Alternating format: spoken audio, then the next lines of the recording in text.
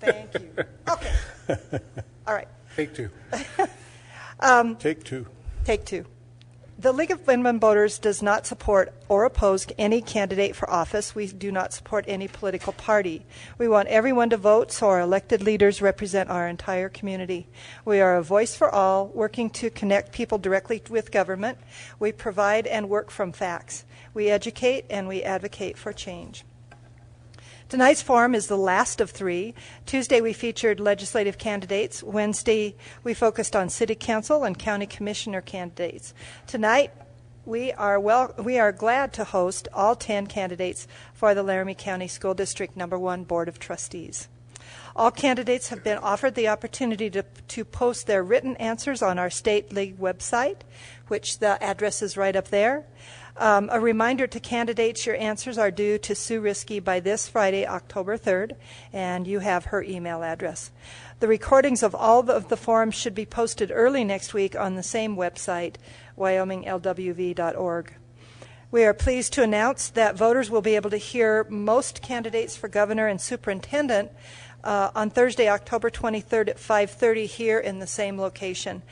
And then it's my real honor to introduce Raylyn Jobe, who graduated from the University of Wyoming with an MS in Speech and Language Pathology in 1975.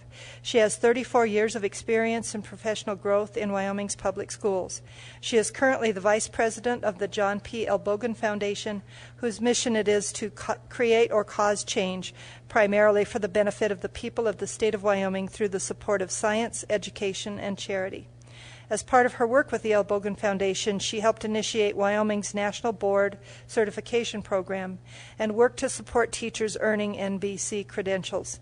She is also an advocate for early childhood education programs, currently a partner in Solution Designs Inc. LLC, an educational consulting group. She creates innovative curriculum and designs and conducts program evaluations. Ms. Jobe is a former Wyoming State Senator from Sweetwater County, and she moved to Cheyenne in 2006. So I'll give you Raylyn. Thank you, and good evening, and thank you for accepting our invitation to participate in this forum. I'd like to start off with giving you an overview of the process for tonight. First of all, we will ask you to do a 2-minute introduction, talking about yourself and why you're running for a seat on the local county school board. You'll have 2 minutes for that. Then we will ask you a series of questions that have been developed by the League of Women Voters. You will have 1.5 minutes for each of those answers. If it's necessary or you need to say something after everybody's finished their answer, we will give you a chance for a 30-second rebuttal.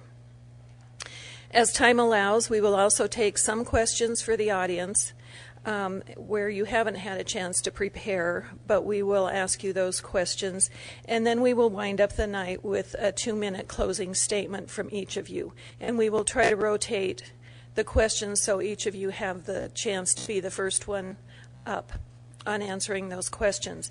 I'd like to introduce Pat Hayes, who's our timer for tonight, and she has some flags that she'll help you keep on time and give you a warning when you're like 30 seconds out and when your time is over. Our forum is being streamed live tonight, and the League of Women Voters is also preparing a voter's guide with all of the answers from you, and those will be available on October 6th. So we'd like to thank the county commissioners and the county officers for letting us use this nice facility tonight. So are you ready? Okay. Mr. Beetleman, we'll let you take off and be first on the introduction, if you would. Okay. My name is Lee Beetleman, and I'm running for the school board because I feel I can make a difference and make the school board be more effective through dedication, commitment, and involvement with the community. To be blunt, I feel like that has been missing on our current school board.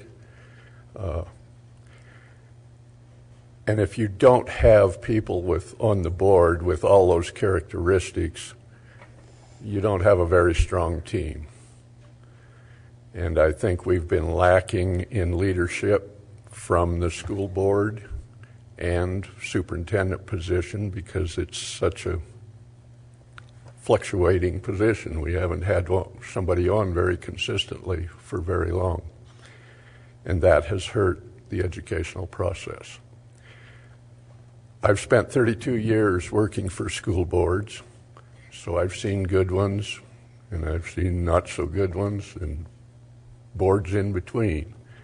And I just think this school district deserves to have the very best board, and it deserves to be the best school district in the state. And I'd like to be a part of that. Thank you. Mr. Pina. Hi, my name is Gabriel Pina. I'm the new kid on the block here. 2 days shy of being in Cheyenne for 4 months. I moved out here from the West Coast, and I absolutely fell in love with your city. I love being out here. My kids are enjoying it. My wife loves it. We're getting used to the weather and enjoying the not so 100-degree temperatures I'm used to.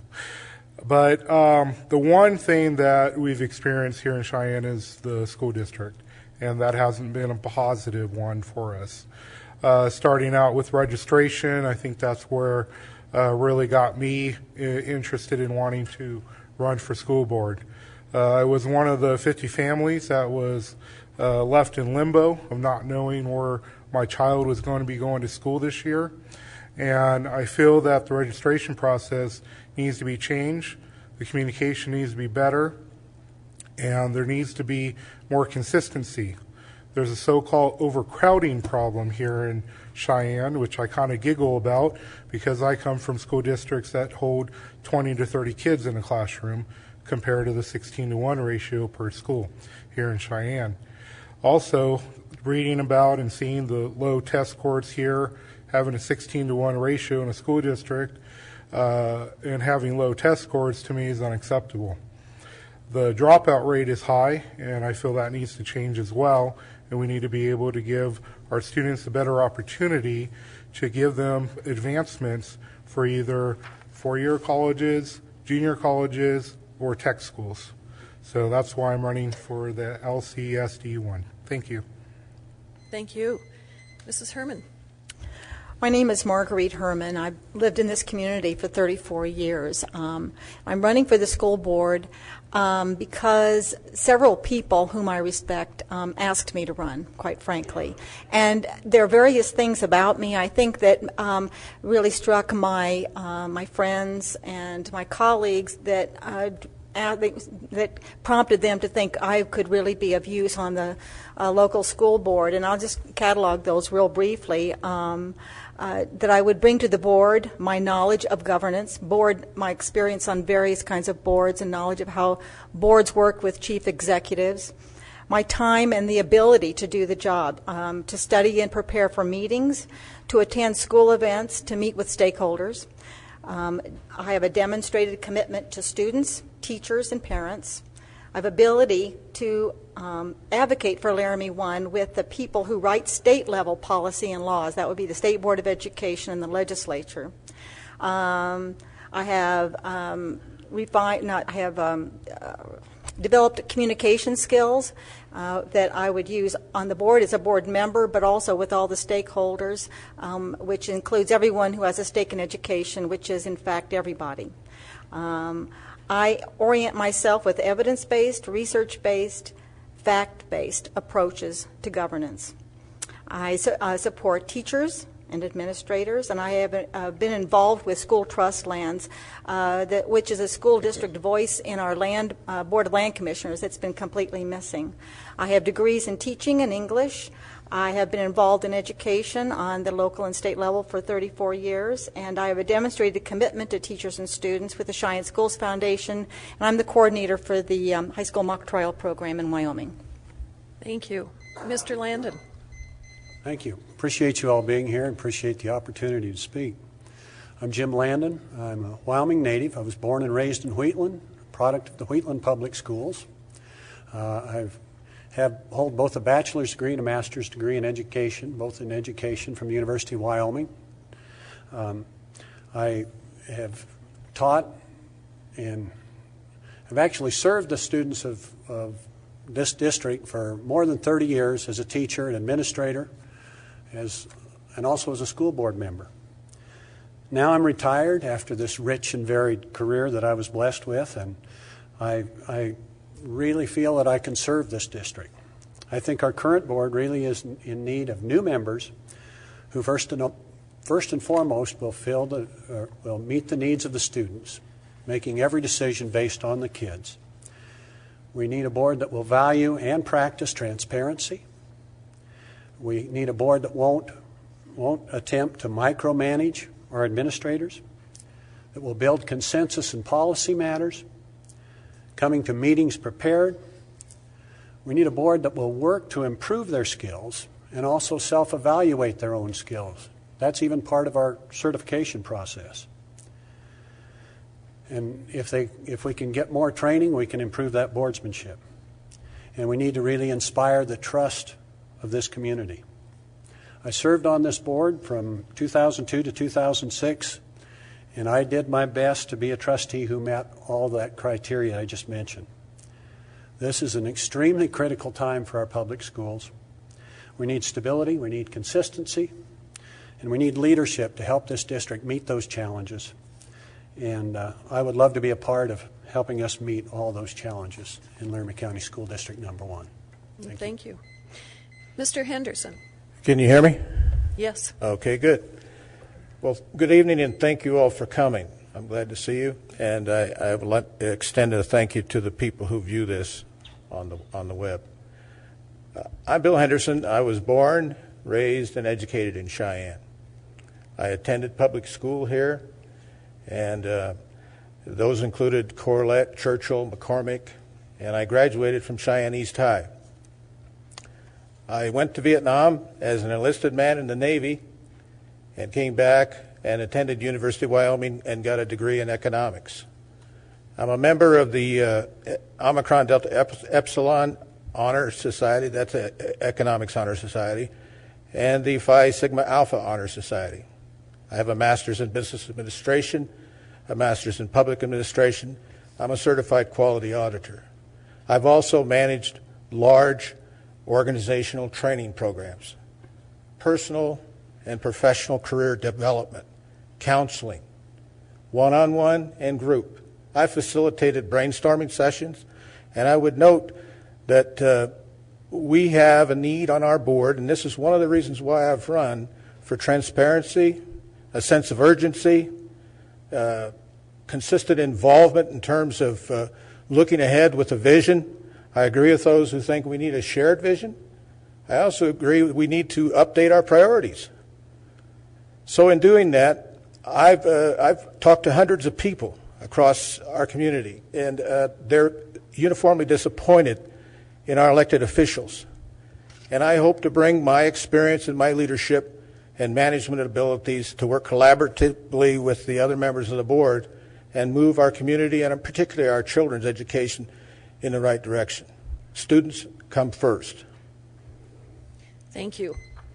We'll now start our series of questions, and just as a reminder, a minute and a half and then 30 seconds for rebuttal if there's something that you need to say.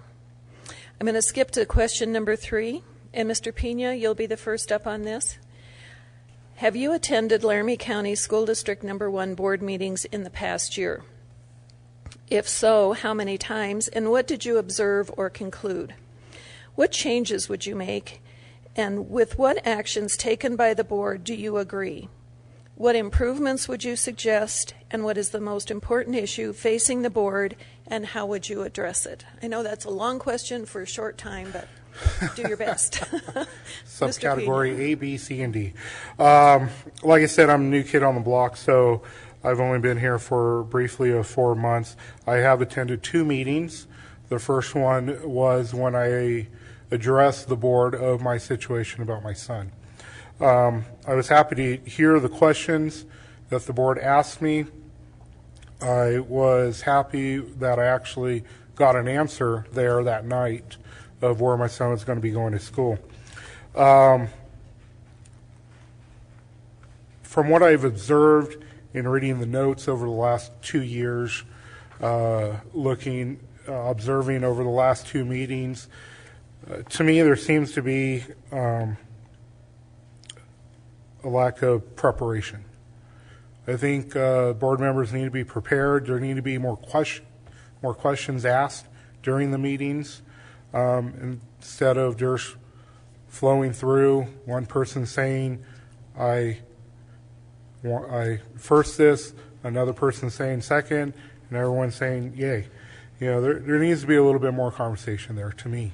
There needs to be. I've been involved in school boards over the last 8 years, so I know the process. I think there needs to be a little bit. I just feel that this board lacks the communication as well as lack the preparation. Thank you. Thank you. Mrs. Herman. Well, I attended most meetings. Most of the meetings I attended were when my children were going through K through 12 in Laramie District 1. My youngest graduated in 2009, so it's been a while since I've attended regularly, although this summer I tried to attend all I could, and so I have been attending most recently in this year. My impression is that the board is composed of 7 earnest people, but I have discerned a need for board members who have the time and attention to prepare for meetings thoroughly, to understand how schools are sited and built, to use policies and administrative leaders to handle all but the most critical issues that will rise to the board level of governance. I disagreed with the 2-year delay in siting the Prairie Wind School. I think partly that's we can put some of that blame that is partially to blame for our lagging construction, where we have so many kids bust in and out. I think there's better use of the public comment period. Mr. Pena mentioned. Right now, the public comments on one piece, and then the decisions are taken up. I think the public should be able to comment on each topic and ask questions as you go through. I think what I think the board should be focused on giving teachers, administrators, and everyone who works at for the district the tools to really serve the kids and give them excellent education. Thank you. Mr. Landon. Well, I must confess that I was a late filer for this position. It was the last weekend that I discussed with some people and decided, yes, I really felt I needed to run. And then we had vacation scheduled with family in Wisconsin. So I have not been to a meeting since I filed. However, I have attended countless board meetings over the years. Starting my education career in 1973, I've been countless board meetings as a teacher observer, as an administrator, and also, as I said, almost 6 years as a board member. I communicate with many that sit in on every board meeting, many observers of the current board. And one thing that I pick up is that I think there's much more training that needs to be done. I think there's plenty of training that's available through the Wyoming School Boards Association, National School Boards Association, and other groups that could make our board much more effective and would help them reach consensus in moving toward their stated mission, values, and goals. Thank you. Thank you. Mr. Henderson? Boy, a minute and a half goes pretty quick. It does. It does. Well, first of all, let me move to the meat of the questions. I've attended one board meeting, but I've reviewed all the minutes of the board for the last 5 years. The second question there, as far as what I agree with, there is a lot I agree with. They made an interim selection for the superintendent, and I think that we need to move ahead with making decisions about finding the next one, because I agree we need to try to reduce the spinning door on the superintendent's office and bring some stability and unity to the district. I don't agree with a number of things as far as related to improvements. I mentioned sense of urgency and transparency, and what I mean by that is we're 2 years into the Common Core implementation for the first 2 segments. We don't have a timeline, and we still have teachers that don't understand what they're supposed to do, and the lesson plans haven't yet been prepared to effectively implement that program. There's a number of other concerns related to that. So I think the most significant thing we can do is develop a plan of action with milestones and working with the public and doing the sort of public meeting and exchange and dialogue that we didn't do before so that we can develop a meaningful plan of moving forward. Thank you. Mr. Beetleman. Okay, well, like Mr. Landon, I've attended a whole lot of school board meetings over the years. I retired from this district in 2001, and then when I decided to file, I've attended the last 2 board meetings, and albeit all the board meetings until election day is over, and hopefully many more after that. But I've stated many times that I think our board needs a combined vision, something that is built around student progress and success, and every decision they make must be hinged on that vision. There's a lot of things that need to be addressed, but they're all symptoms of the problem that I just stated. Dropouts, graduation rate, school crowding, readiness for school, all of those are issues that have to be addressed. But the very first one is leadership. Thank you. Thank you. Next question, and Mrs. Herman, you'll be first up on this one. The public many times does not have a high level of confidence in elected public officials due to perceived or real conflicts of interest. What do you believe is the definition of a conflict of interest? Will you or any member of your immediate family benefit financially from Laramie County School District Number 1? If so, please explain. Excuse me. Do you anticipate having any other conflicts of interest that would preclude you from voting on critical issues in the district? Well, to begin with, I have no conflicts of interest now, and I can't anticipate any if I'm elected for the next 4 years. I reviewed the ethics policy in the Laramie District 1 policy board book, and it's good as far as it goes, but sometimes conflicts are so direct that they require a board member to recuse themselves, and I would consider that financial gain, like from a land sale or a fiscal decision that directly financially benefits an immediate member of the family, or taking a gift that creates a conflict of interest. Though, the things that could rise that level are going to be so obvious to even the most obtuse person, I think. We've had people on the board who have had members of the family employed by the district, and that's fine. I think the conflict has to be immediate, and it has to be direct, and it has to be specific to the person. I think at that point, but I'll say at this also that short of recusal, I think people should be transparent and say, I'm not going to refrain from voting, but just for the public information, there is this interest I have. And I think transparency requires an explanation, even when the conflict does not require abstention from voting. Okay, thank you. Mr. Landon. Well, in terms of defining a conflict of interest, to me that is when a elected official takes actions that help them at the expense of others. In terms of would I have any, there are no members of my household who would benefit from my role as a trustee. However, I must say my almost 6 years previously served, my wife was teaching in the school district, and I would recuse myself, as I mispronounce that word, from every vote and stay back from the negotiations process, letting others deal with that. I do say, and I do have 2 daughters who teach in this school district.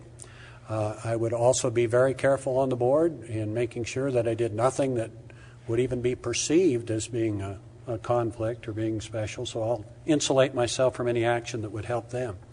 But at the same time, and I also have, may I say, 4 grandchildren that are students, and while I wouldn't do anything to help them specifically, that is one of the reasons that gives me the passion for this job. I want the very best education possible for those 4 grandkids. It'll be 5 next year as he enters kindergarten, and all the kids of the district. Thank you. Thank you. Mr. Henderson. I think the conflict of interest is pretty straightforward. If you stand to gain from a decision that's made, or you lobby for decisions on the board that benefit you personally, that's a conflict, and you should be ethical and responsible and recuse yourself. I have grandchildren in the district attending school, but you know what? I think every child in our district should have an equal opportunity for the best education available on this planet. I don't think we should exclude ourselves. I don't think we should be limited by Common Core restrictions. I don't think we should be limited by policies that have been in place for years. I think we should be proactive as a board, and we should be responsive to our community and make sure that when we decide the priorities as a group, as a team, statutorily we have to have 4 to make a decision. I wouldn't speak for the board, but I'm part of the team, and I want to work with the team to get the right results. And I think the way you do that is you got to define where you're going, and you got to make sure you know where you're going to be rendezvousing, where you're trying to get to, and how to measure your progress. Measure your progress objectively, and keep the personal interests, where they need to be. Thank you. Extra time. Thank you. Mr. Beetleman? Well, a conflict of interest has been well defined already. It's any action that could benefit a board member or a close family member. And yes, I have 2 daughters who teach in the district and a son-in-law. And any votes on salaries or financial benefits, I would recuse myself from those actions. Thank you. Thank you. Mr. Pena? I would agree that the conflict of interest has been defined really well tonight. I don't have anything to gain. I'm a self-employed, so I have nothing there. I don't work for the district. My wife doesn't work for the district, and my kids are in elementary school, so they're too young to gain anything except for the education that I strive to get for all the students of the district. Thank you. Thank you. Okay, we'll move on to another question. Mr. Landon, you'll be first on this, and we'll probably get into a little more specifics about what you may face as a potential board member. One of the tasks for the school board will be to select a new Laramie County School District Number 1 superintendent. What characteristics would you want in a superintendent, and why? How do you think the process of selecting a new superintendent should be done? Mr. Landon. Well, I'm glad you asked that question, because I think that probably is the one most important job that faces any school board. And so I would look for a superintendent that, first of all, had superior people skills, leadership ability, an extensive educational background, and particularly a strong focus on effective instruction. And beyond that, I'd like to have a real community-spirited person who would build and maintain a strong presence in the community. The superintendent should definitely live in the school district, and if he or she has children, I would like to see that they would be educated in our schools. Now, in terms of a process, I think a nationwide service or search is fine, but the goal would be to find one superintendent that not only could be effective but also fit in with the culture and of our part of the region. We really need one that will be comfortable here, serve effectively, and get rid of that revolving door that I think Mr. Beetleman spoke of. We'd include all the stakeholders we possibly could and get their input, help them define the person we want, but the final decision would rest with those 7 board members, again, that being the most important job they have. Thank you. Thank you. Mr. Henderson. Our children's future depends on the decisions that we make. As I said earlier, students come first. So I believe that we should be looking into our district, among our district people right now, and soliciting their inputs to verify, be informed as to their concerns with regard to how our superintendent's position is set up now. I think that we need to do cast a wide search, But we shouldn't exclude people who are serving and working hard right under our noses, either here in Laramie County or across our state. As I say, if you want to know where you're going, you have to figure out how to get there. I personally want to work with the board as a team member to address this important decision. But there's many other decisions that are important that I think are just a little ahead of that.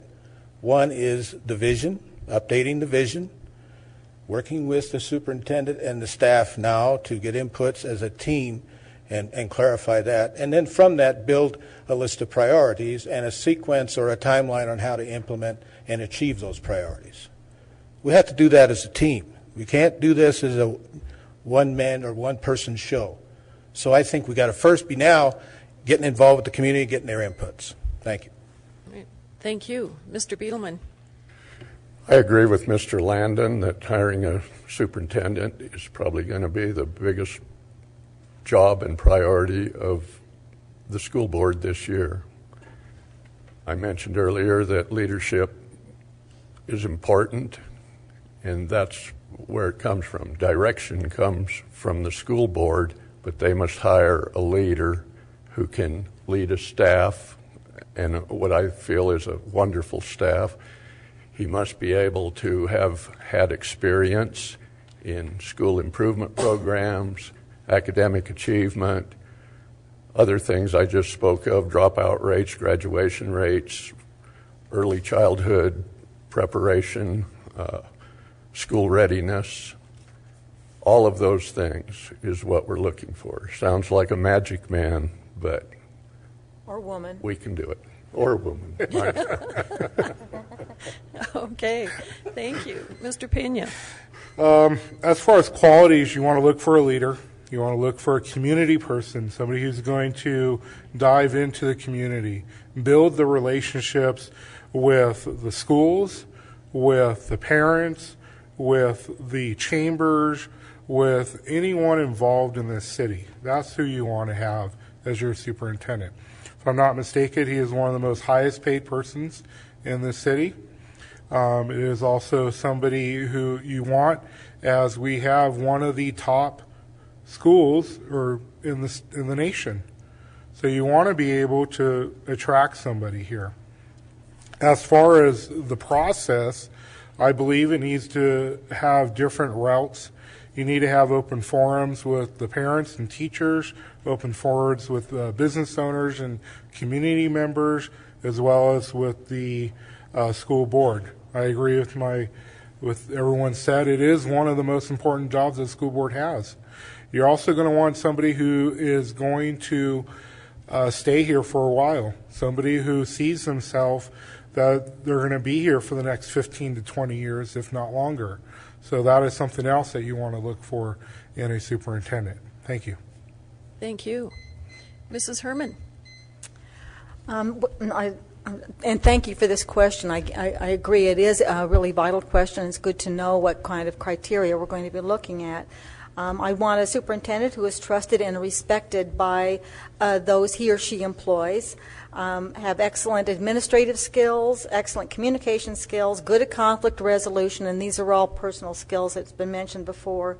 Knowledgeable about issues facing Laramie 1, which includes, I think, going up to the legislature and maybe explaining when laws and policies are passed how they affect our district and make sure that our voice is heard at that level. I think that the superintendent, and I do believe in a national search to cast the net far and wide, but someone who comes to Wyoming and Cheyenne who's not going to come here and say, oh, this is not what I had in mind. So that's a sort of a caveat there. I want the person to be able to hire and direct a top-notch staff, both certified and classified. And I want them to be able to work well with the board. I agree with the board's priorities, because working at cross purposes is hugely destructive. No one makes any progress there, and the kids don't get educated. So it has to be someone who works well with the board and also expose them to the community. I remember some job searches in the past that the community came and were able to ask questions, and I really think that's an important part of the process. Thank you. Mr. Henderson, you'll be first up on the next question. Good. For several years, Laramie County School District Number 1 has been using the state-adopted Common Core standards in language arts and math as guides for curriculum in district classrooms. Would you support further implementation of the Common Core standards, or would you seek to replace them with other standards? If you'd like to replace the standards, please give your reasons and explain which standards you would choose. I'd like to underscore a point related to the hiring of a new superintendent. I believe one of the fundamental ways to build a relationship, a good relationship, is to have communications. And not only would I require a criterion for the superintendent to reside or become a resident of our district, I'd also look for someone who's a good communicator. And I'd ask him this question: how would you define an at-risk student? And related to that is, how would you define an at-risk facility? Well, I've been visiting with people on the administration staff, trying to learn more about the current situation, where we've come and where they think we're going. It's surprising that we have about 30 to 40% of our students are on an IEP. We have about a third of our facilities that need to be given attention and replaced. So if you look at the way that the Common Core was implemented, and it hasn't been several years, it's been 2, it is a rocky start, and we've got a lot of work to do. So to determine how we're going to go next, or what steps we're going to take next, we've got to clarify where we are and how we got here, particularly in the area of staff development and student and parent understanding. Okay, thank you. Mr. Beetleman. Okay. Common Core standards have gotten a bad rap. It's become a political football for politicians. Common Core standards are making the education process consistent. We're barely into it. We've only had a couple of years. And I certainly would not be in favor of moving away from what we have adopted. I hope the state sticks with it. And I support Common Core. You know, it gives kids a fair playing field, students a fair level playing field when they move around the country. So it makes sense, and it's given enough time and consistent application, it will work. Thank you. Mr. Pena. Common Core, it's a thorn in every political, every school side. The idea of a Common Core standard is good. The way that it's implemented, the way that it's tested, and understanding the results of our students is yet to come. It's been here for 2 years. We have 1 year of test scores, and we really can't judge them. So why would you take away something that you really don't fully understand if it's working or not? I'm a very involved parent. I have a 5th grader and a 7th grader. I look over their homework every night. I help them with their homework every night. I am a bookkeeper and tax preparer, so numbers is my fun game. And I look at the homework that they bring home. It's a lot different than it was 3-4 years ago. So, do we change it? Not yet. We need to understand where it's at and what it's doing for our kids. We need to give it a chance, and we need to go forward. You don't want to change something and confuse the teachers and students after making a change 2 years ago. Thank you. Thank you. Mrs. Herman. Thank you. And the State Board of Education set standards for the state, and they did approve the Common Core for math and language arts in 2012. I've heard the previous superintendent, Dr. Stock, make reference to that our district has been working on the standards for 4 years. So I assume we got a little head start on the rest of the state before they were passed. But just to clarify that the standards themselves were approved by the state board, and then the local districts have a tremendous amount of power, autonomy in saying how they're implemented. We write curriculum when we write assessments, and although the kids do have to take a statewide test, PAWS is what it's called now. So there's a tremendous amount of control that we can have, the board, but in consultation with all the stakeholders, which again, as I've indicated, is everyone. But teachers and parents, I think, are the ones who are probably most inserted in this. And they're good. The Common Core, we need standards, and it's a good thing to have common standards. And these standards are high quality. They have been adopted by 44 states, and there is a value to pursue these and use them and implement them well in our district. And I think we need to concentrate is capacity for our teachers to indeed put them into action in their lesson plans. Thank you. Mr. Landon. Thank you. I do support further implementation of the Common Core standards. I'm very disappointed in the fact that it has become such a political football with some people, but I appreciate Mrs. Herman's remarks about the local control, because there is local control in how we meet those standards, and I like the uniformity of them. I am increasingly disturbed about all the political fighting that it has prompted, and often it's at the expense of the support of students, of schools, of teachers, because of people that misunderstand the Common Core. A lot of times the harshest critics I've found have never read the Common Core. They're operating on hearsay, and sometimes from one fringe group or another. So I support the Common Core, and I think we need to do a lot, as a school board and a district, to help inform all the constituents really what the Common Core is about. Okay. A 30-second rebuttal. Yes. Let me be clear. I believe we all want good, high-quality education for our children. Yes, 46 states signed on to Common Core. I believe they signed on to it with a blindfold, and they were bribed into it with money. Now 24 states and growing are withdrawing or pulling out of Common Core altogether. The reality is we have a training crisis in our school system, and it needs to be addressed.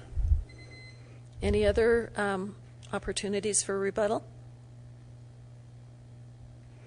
Okay, just a reminder to the audience that you can write some questions and hand them to Kelly. I'm going to ask one more off of our series, and then we'll take audience questions. So if you have them. Okay. Mr. Beetleman, I think you're first up on this next question.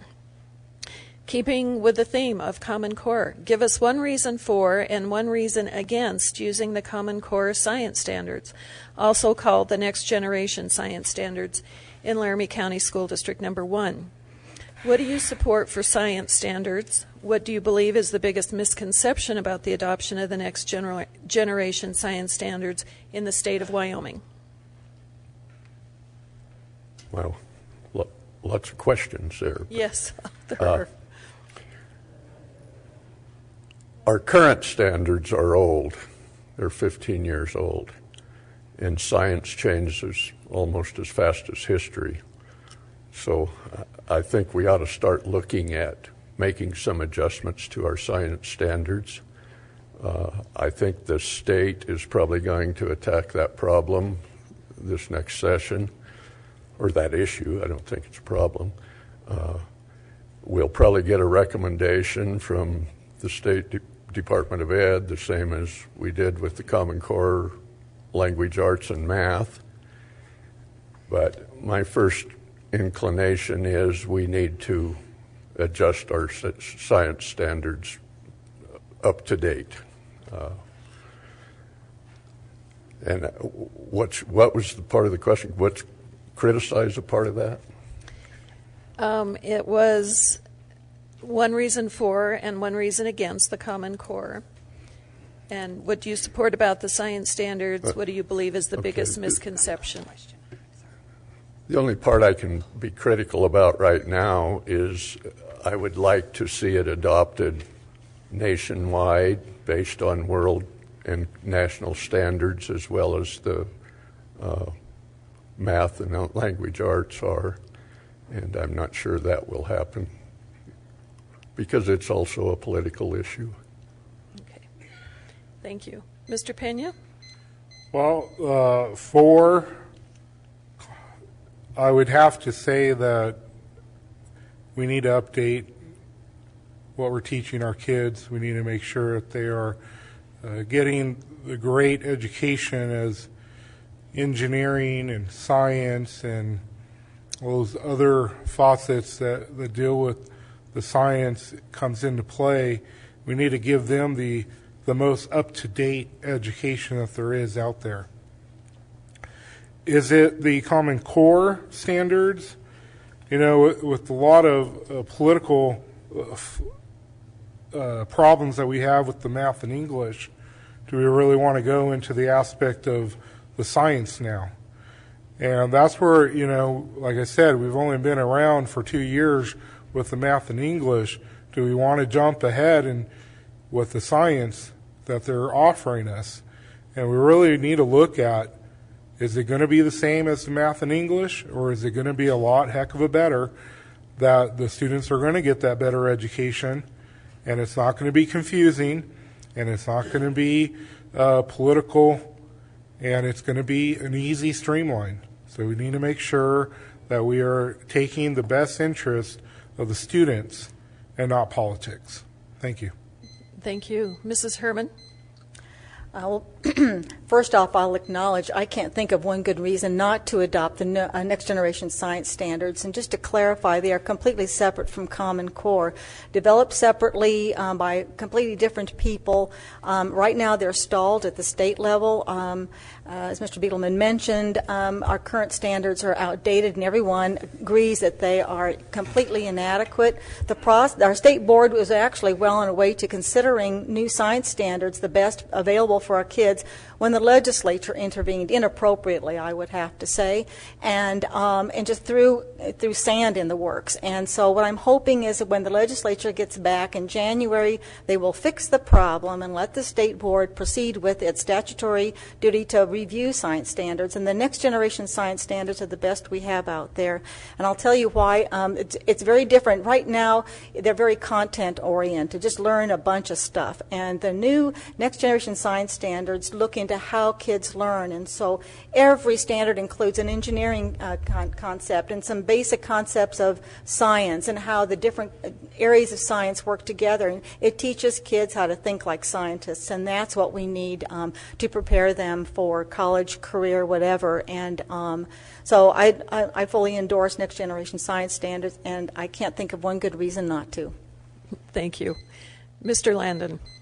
Well, I too endorse them. I can think of one reason that some people think is good, and that is that the teaching of man-made climate change frightens many of us in Wyoming because of our dependency on the coal industry in particular.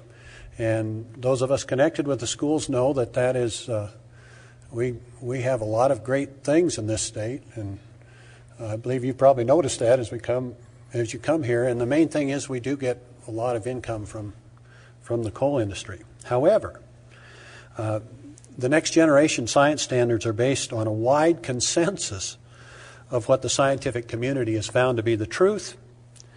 And I think good education is all about seeking of truth, seeking and finding of truth. And so I think that we need to go with that, go with the truth. And to be honest with you, our state really should not ignore the truth, because at some point we will have to deal with it. And we might as well start thinking about it now. Thank you. Thank you. Mr. Henderson. Just to clarify the question, you want to point for and against Common Core?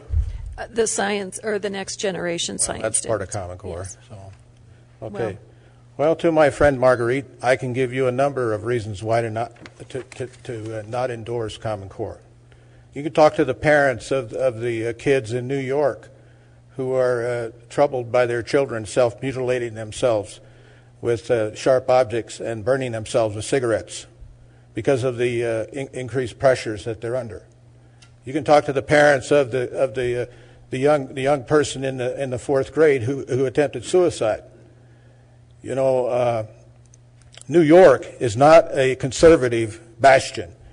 Okay, this is not a left or right thing. This is a people thing. These are lives we're dealing with. So I'm for all the attention that we're getting on education by our community and the people around the country in education. I'm against implementing bad policy. I'm against doing things that's going to endanger our children. Their lives are important, and they're investing.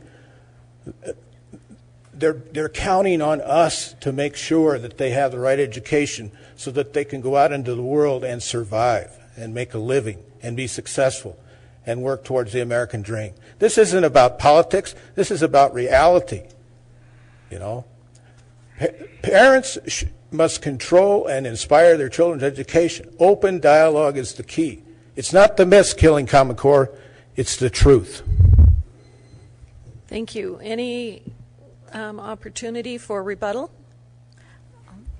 Mrs. Herman? I'll just take a brief. I didn't refer to it. I forgot. But 46 faculty members from the University of Wyoming, they're scientists and science educators, have written a paper entitled "Why the Critics of the Next Generation Science Standards Are Wrong," a position paper. And I have copies out there on the desk, and I have copies on my website. And the thing that it emphasizes is the pedagogy. How do kids learn about science? And these standards completely address that, and I think that's why they're really the best we have out there. Thank you. Any other 30-second statements you'd like to make? Could I make a rebuttal just to add something? This is about your science? first rebuttal? On this question? I've lost Well, I track. just want to amplify to say that, Okay. you know, the frontal cortex is where critical thinking and abstract thought is taking place in our brains. And they're asking children who haven't had an opportunity for that to develop to do this critical thinking and abstract thought. So the part of the brain that's being energized is the part that deals with emotion and depression.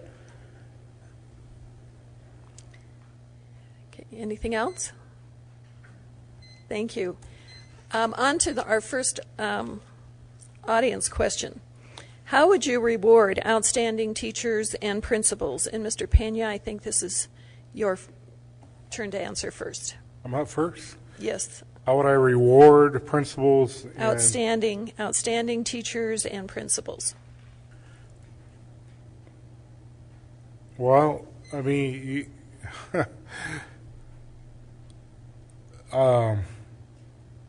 there has to be some. What's the definition of that? Honestly, how do you define which principal is outstanding or whatnot? Comparing one from the other, do you do it just based off the elementary school? Do you base it off of the junior highs? Do you base it off of the high schools? What are you looking for there? How to reward them? Well, the reward should be based off of the performance of the teachers, performance of the students, and how their school is ranked. How much are they being involved in the community? How much are their leadership? Are they doing well with the teachers? So we really need, that's a really broad question. So to answer that, you really have to take it case by case. Thank you. Mrs. Herman? Well, this brings up the idea of merit pay, and which is really a thorny issue. And is it if you're going to reward through monetary means? And I guess Mr. Pena touched on how do you evaluate a teacher? And the state is working on some tools for that. Our district is way ahead of that, and they've got this. went and got a copy of this, evaluation instrument by Charlotte Danielson. And it's a fine instrument, and I think our district is well on its way to really doing good evaluations of teachers, not tied to high-stakes test scores, but really evaluation that's also going to help them if there are weaknesses in the classroom. And I think we already reward, we recognize teachers for their high-quality teaching, and we recognize them for the national certification. What shape that should take aside from the recognition we give them, I'm not sure. You know, merit pay is kind of a thorny issue, and I would like to reward excellent teachers once we have really confidence in the tool we use to evaluate them. I think parents should have a role in really picking out the great teachers who've done great things for their kids, and it's not going to just be the AP kids. It's going to be the kids who are struggling, and a teacher makes a real difference in their lives. And I'll have to think about exactly what form the reward should take, but definitely excellent teaching should be recognized. Thank you. Mr. Landon. Well, when I heard the question, I didn't even think about merit pay. For one thing, I think it's beyond thorny. I think it's impossible. But I think there are plenty of ways to reward good staff. And I think if you get a real effective superintendent, it's something, or effective principals working with teachers. I think anyone really likes to be recognized for a job well done. So it's something as simple as coming up and say, wow, I saw that lesson that you taught with those second graders yesterday, and it was just amazing, the engagement and how involved they were. Or a superintendent saying to a principal, boy, the way you conducted that real thorny bit meeting was really masterful, and you really got you really helped the communication flow. Some things as simple as that are really effective ways of recognizing, I think staff. So I'd try that. Hey, thank you. Mr. Henderson? Excuse me, I think I've got a few seconds. Board members can do that as well when they see things, either administrators or teachers doing that too, in the very same fashion. Thank you. Thank you. Mr. Henderson? How much time? Okay. There's a concern among people in our district regarding needless testing. This seems like an obvious choice to offer to the community for a beneficial suggestion to correct it. I've talked to the people in the Department of Instruction who tell me that they've got requirements and so forth and so on. And I said, well, is there any opportunity to combine some of these tests to increase instructional time? I think we should let our teachers teach like their hair is on fire, with passion. We should not limit our students. We should not limit our state from being the best that it can be in education. Nowhere can they say we didn't give it our all. We were number one in computer science not that long ago. Why did we drop? We need to get back to that Wyoming spirit of being the best and doing what you have to do to work through adversity to get the best results. I think the best way to recognize our employees is to give them job stability. Increase the contract time for teachers and principals to 3 and 5 years or something like that in consultation with the other board members. Offer on spot recognition bonuses, so on. But we need the input from the community because they know who's doing well and who isn't. Thank you. Mr. Beetleman? When I first heard the question, I thought of merit pay as well. And I just want to go on record to say merit pay will not work in the teaching process. I don't believe it can. The educating students is a relationship process, and I don't know how you put scores to that. It's just too nebulous to score that way. But there are other ways to reward good educators, and I agree with Mr. Landon. Most people get in the business because they love children and they want to make a difference, and you got to acknowledge the fact that they are actually doing that when it's taking place. And so I think that's the best way. Okay. Thank you. Your last question for this evening before we go into your closing statements, and this has to do with our neighboring state of Colorado.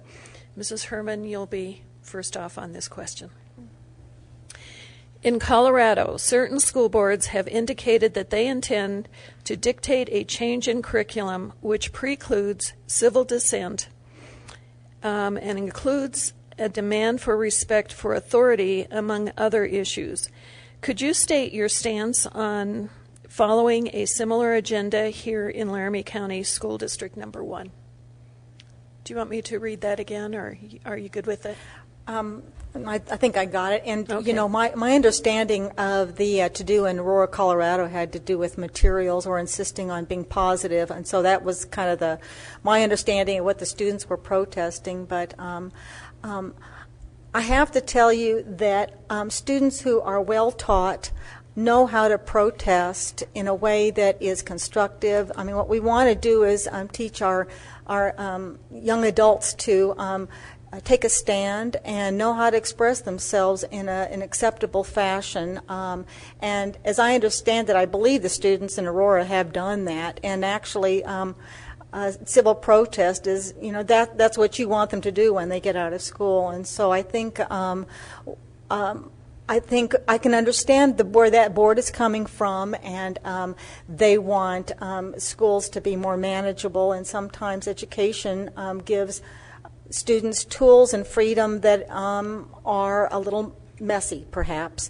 And I would say, you know, insisting that students behave appropriately with decorum and maybe set reasonable boundaries to let them exercise what they understand as civil disobedience and protest in a good forum. I think it's a teachable moment, and to choke off that teachable moment, I don't think is productive. These are our next year. They're going to be all grown up, and we're going to expect them to participate in society. All right. Thank you, Mr. Landon. Well, I too understand that a lot of the materials were basically they were censoring materials. It seemed to me very much what state of Texas is doing statewide, which may have impact nationwide because they're such a huge purchaser of materials. But I guess I go back to what I said on the science standards, the next generation science standards. Education is about understanding, learning the truth. And boy, especially I think with history, if we don't really look into what really history is about, whether it's the Texas textbooks kind of ignoring the fact that there was segregation at one time, or the Colorado textbooks saying that we don't want to discuss any sort of civil disobedience, I think it's just wrong. It's not seeking the truth, and it's not what education is all about. Thank you. Mr. Henderson? You know, one word sticks in my mind from last night that my friend Lee used, referencing, I think the word was meddling. And I lay there thinking, we don't need the federal government meddling in our state education system. And we don't need to, by implicit recognition, give any sort of dignity to inappropriate behavior by a school board in another state. But our country was founded on civil disobedience, so we need to teach our children the right way to do that by teaching them the founders' documents and the Constitution and common respect and so forth. If you go to Podair, I visited that academy, beautiful school. These two little girls opened the door, welcomed me in, very courteous. What a positive feeling, positive energy all around there. I've talked to some of the people there. I'm going to go back because it's a place for us to take a look. If you haven't been there, I'd urge you to go. They welcome inputs from the community. It's a very inclusive culture. The last part of the question I forgot, but I guess I want to say that, you know, it goes back to communications. Those children wouldn't be demonstrating and walking out if it had been properly communicated why the board was doing what it was doing. So we have to be clear in the actions that we take. All right. Thank you. Mr. Beetleman? I'm very unclear and fuzzy about what's happening in Aurora.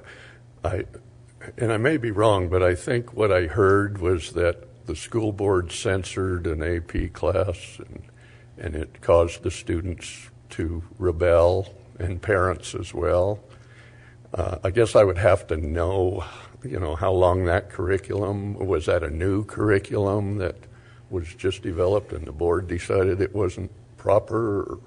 I just really don't know enough about it to make any comments, but it sounded like on the surface the board may be wrong. I don't know. I don't know how much to add there either. The question indicates that the board dictated a change in curriculum, and I think that's kind of the crux of the question. Well, and that's a perfect example of not using your community advice and parent advisory committees and that sort of thing. I mean, I would assume if they'd have gone through those steps, they probably wouldn't have this problem now. Thank you. Mr. Pena? Well, I would have to agree with what you just said there. You need to use your advisory committees. You need to get the input from the parents. You need to get the input from teachers. You need to get the input from the community members, just like we're doing with the Next Generation Science. It's at the library. It's there for anyone to view, anyone to give input on. And we're not to dictate. We're not to censor. We are to grow our children and give them the opportunities to succeed in this world. From what I understand, the students and the teachers have shut down the schools for a period of time, and I think that's wrong. You should not be shutting down schools and protesting during school hours. I think that's a hindrance on students, and I don't believe that that's the right action that anyone took correctly. But I do believe that we need to, if we are looking at standards and we are looking at curriculum, it needs to have advisory committees. We need to understand what we're doing, and we need to have the input of the community, the parents, the teachers, and the administrators. Thank you. All right. Thank you. That winds up our questions. We're going to move into closing statements, and you have 2 minutes for your closing statement to deliver your final message to your audience. And Mr. Landon, I believe you start this one. Lucky me. I get to process my thoughts very quickly. I really appreciate hearing the comments of not only the candidates here, but the other candidates. We discussed several issues last night in front of the School District Parent Advisory Committee, so it really is helpful to me to hear their viewpoints and so on. I guess I just want to say again that never in our country's history have public schools had as many challenges as we are facing today. And I think it is just so critical to have a chance at meeting those challenges. We have to have good, strong leadership. We have to have superintendents that are effective and will stay and work with the board for years and years, so we don't have a new charge every couple of years with a new leader. We're asking so much of our kids. I think one of the biggest challenges I see in our school system is talking to a kindergarten teacher just the other day. They have a good number of their kids come ready to tackle that kindergarten curriculum that really is what used to be the first grade curriculum that we pushed down a year. And then on the other hand, we have some of these other kids coming out of different homes that don't even know their colors, that don't know their numbers. And they're behind immediately. So I think we really have to not only continue to educate well the kids that we've been educating well, but we also have to find some answers for some of those kids that come with a huge disadvantage. And that's one of the big challenges. And I would appreciate anyone out there, I would very much appreciate their vote. I'd like to be a part of helping to meet some of these challenges in the future. Thank you. Thank you. Mr. Henderson, your closing statement. Well, when I think about the people who've sent me letters of support and asked me questions regarding their, what can we do to address certain concerns, the man who had open heart surgery, the woman who's on fixed income trying to pay taxes, the young girl who said she just wanted somebody to help her with her mother's drug problem. I go back to the current day. We do have science text in our library ready for open, for input. And in the minutes of the last 5 years, we've had no recorded public inputs. But I understand there have been people who've come and provided oral inputs. So important to do that. If you go down there, it's not, I've spent about 5 or 6 hours down there, and I plan to go back and do some more. But, I visited with the director, the coordinator of science, and she said how we got where we are and so forth. And I said, well, do you have the current science text that I could borrow and look at? So I borrowed the grade 5 and 6 text list because it's timely. We have the grade 5, 6 concept and so on. It's by Houghton Mifflin. And the teachers I've talked to, students I've talked to, they like it. I'd encourage you to compare, see where we are. Do we need to spend hundreds of thousands of dollars on new text because we haven't implemented Common Core right yet? So why would you go on and do something additional without knowing that you got the first step taken right? I've got experience as a chief financial officer and comptroller, managing a $350 million budget, annual budget for a shipyard, a Navy shipyard. We were the only one of 9 that was in budget. I believe if we break the paradigm here, we have an opportunity over the next few years to do the right things. We have some critical deadlines coming up with regard to teacher evaluations that need to be addressed. Thank you. Thank you. Mr. Beetleman. Okay. If you want a school district that has some strength in the areas of stability, consistency, and leadership, it starts at the board level. We need that badly. And I want to be a part of that, so I encourage you all to go to the polls and vote for the right people. Thank you. Thank you. Mr. Pena. First of all, I'd like to thank the League of Women's Voters for putting this on. I'd like to thank the people in the audience for being here. Those watching this, I'd like to thank you for taking the time out of your day to watch this. For the school board members that are running or not running, thank you for being in the audience. And also thank you for serving our community. I know that this is a volunteered position. It's not paid. You are elected, but you don't get paid for it. So therefore, it's volunteer. I have served many years, over the last 20 years, on volunteered board positions. In the school level district, on foundations, on nonprofit boards. I have the experience and the expertise to bring to the table the time, the knowledge, and the experience to this board. I am a self-employed bookkeeper and tax preparer. I understand budgets. I understand how to deal with the budgets of the school district. I understand how schools work. I've been highly involved over the last 8 years in my last school district. I've been involved in the last 13 years in schools with my children. I'm a very active parent. I'm in there with my children. I know my teachers. I know the principals, and I understand how things work. So I'm here to serve you. I'm here to serve the community. If I'm elected or not, I will still continue going to the school board meetings.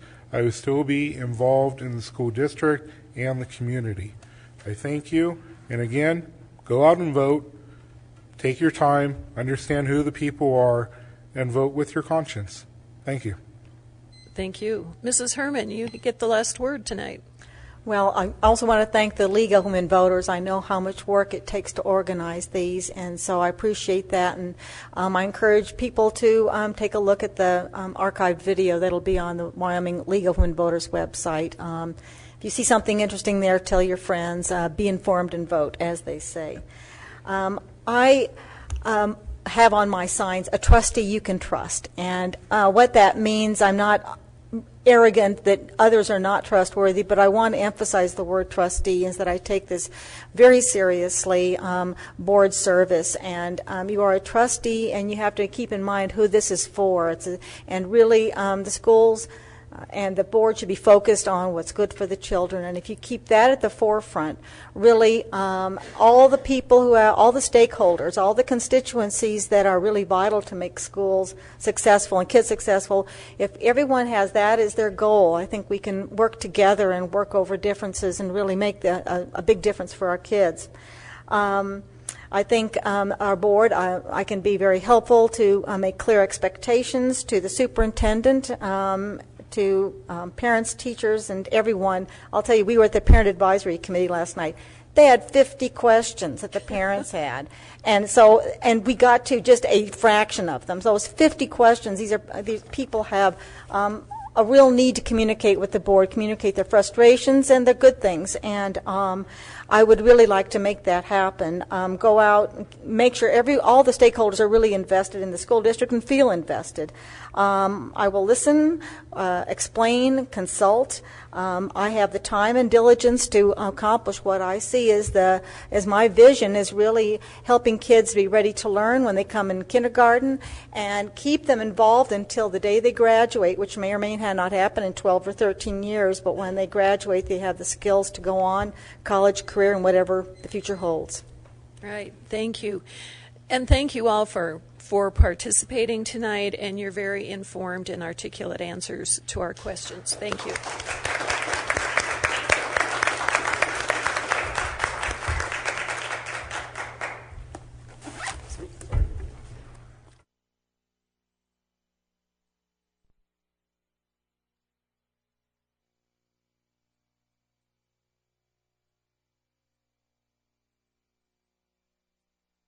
Listen to me again because each tape is separate, so we're going to run through what the League of Women Voters does. I want to welcome the candidates, and then I'd like to introduce your moderator tonight. I'm Jan Cartwright. I'm a longtime League member and former president of the Cheyenne League. The League of Women Voters really is about informed voters. Our work is to do things like this forum tonight, which allows the candidates to speak about their issues, allows them to make sure that the public knows where they stand on the issues. We really do not support any political party or any individual candidates. We do, on occasion, support issues, but not candidates. We are a voice for all, working to connect people directly with government. And we educate and we advocate for change. It is my pleasure tonight to introduce Raylyn Jobe, who will be your moderator. She graduated from the University of Wyoming with an MS in Speech and Language Pathology in 1975. She has 34 years of experience and professional growth in Wyoming's public schools. She is currently the Vice President of the John P. Elbogen Foundation, whose mission it is to create or cause change, primarily for the benefit of the people of the state of Wyoming, through the support of science, education, and charity. As part of her work with the Elbogen Foundation, she helped initiate Wyoming's National Board Certification Program and worked to support teachers earning NBC credentials. She is also an advocate for early childhood education programs. Currently a partner in Solution Designs Inc., LLC, an educational consulting group, she creates innovative curriculum and designs and conducts program evaluations. Ms. Jobe is a former Wyoming State Senator from Sweetwater County, and she moved to Cheyenne in 2006, and she will be your moderator tonight.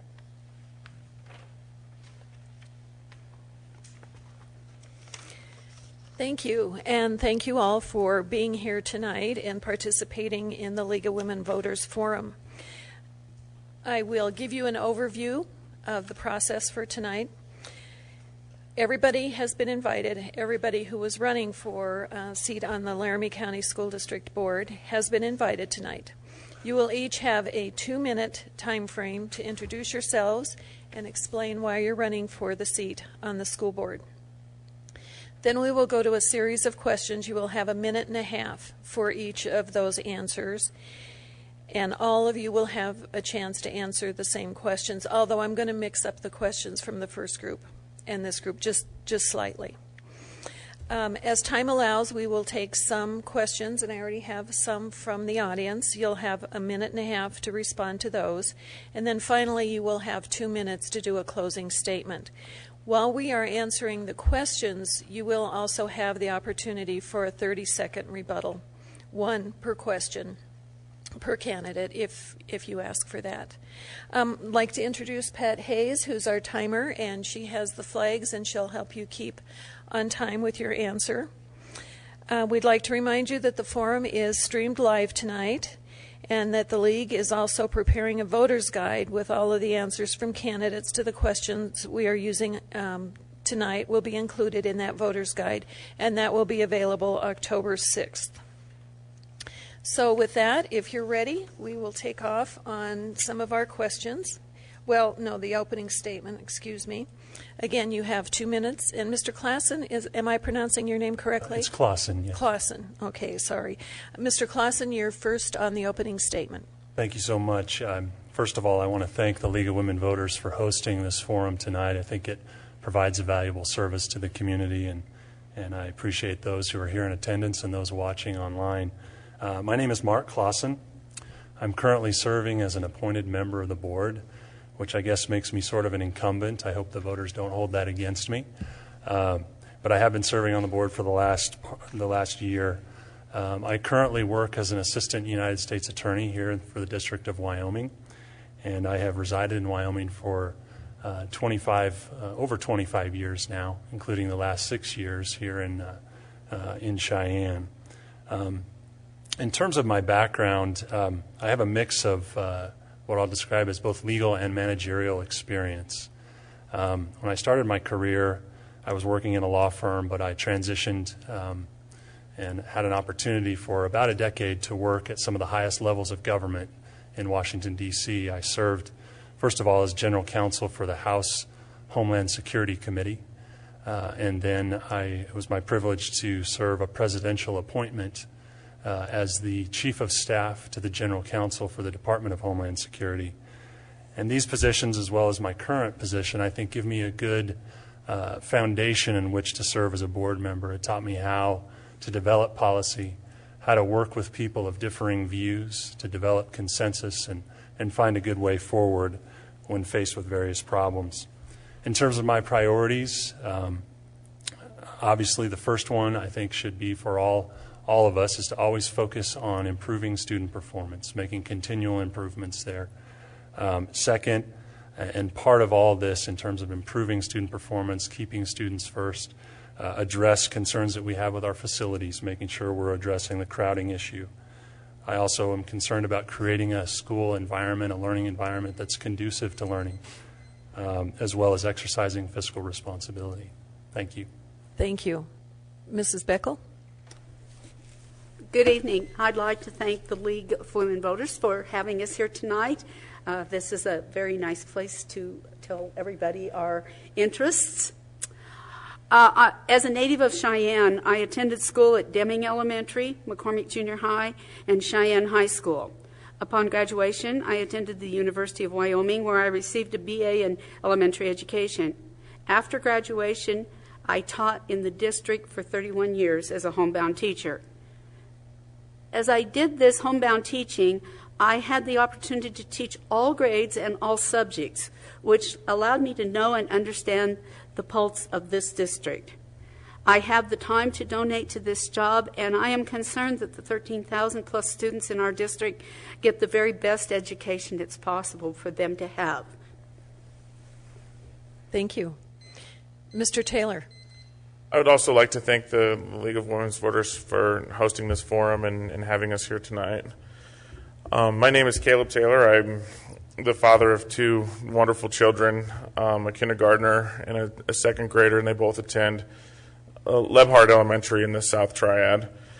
And there's been a lot of attempts to try and build school spirit for the different high schools in the different triads. And I think that we could do a better job of trying to build parity in representation on the school board.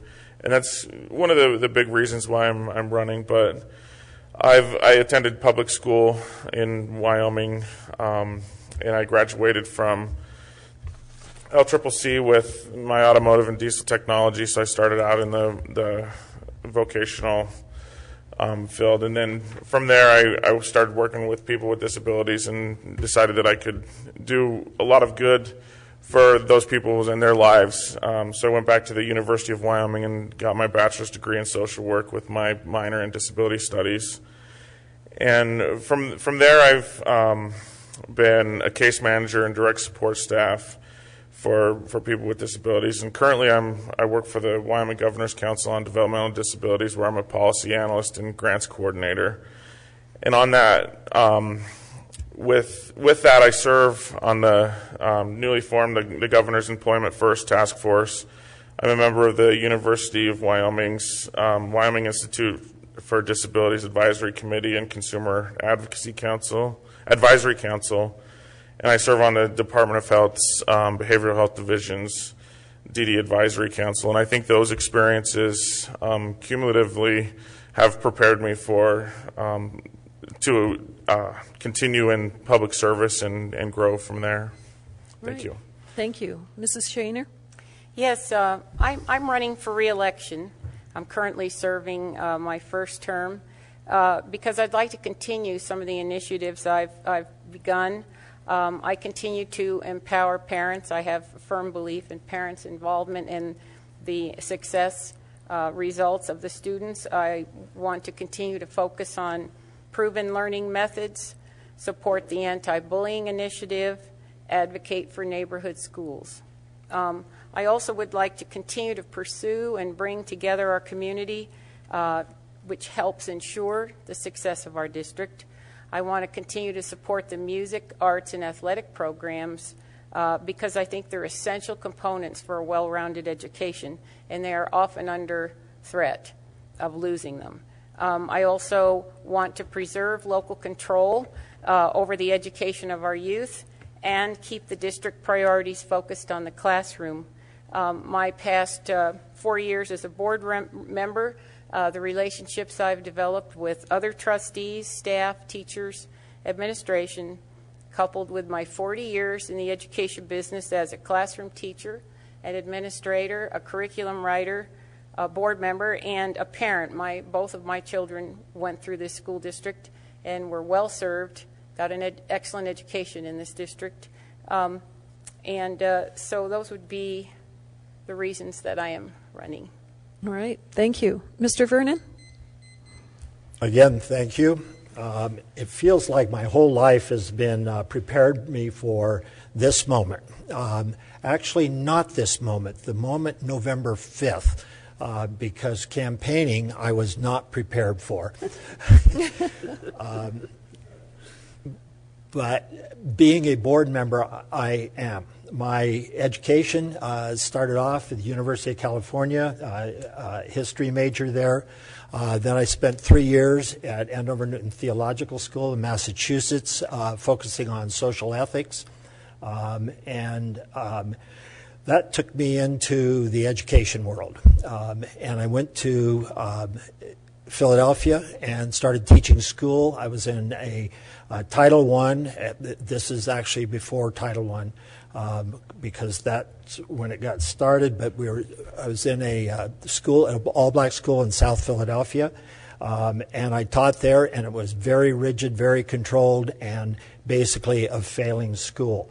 That led me to the Teacher Corps, and I became one of the first. I was in the first class of the Teacher Corps, in which we were chartered to create new and innovative approaches to education in Title I schools, what are now Title I schools.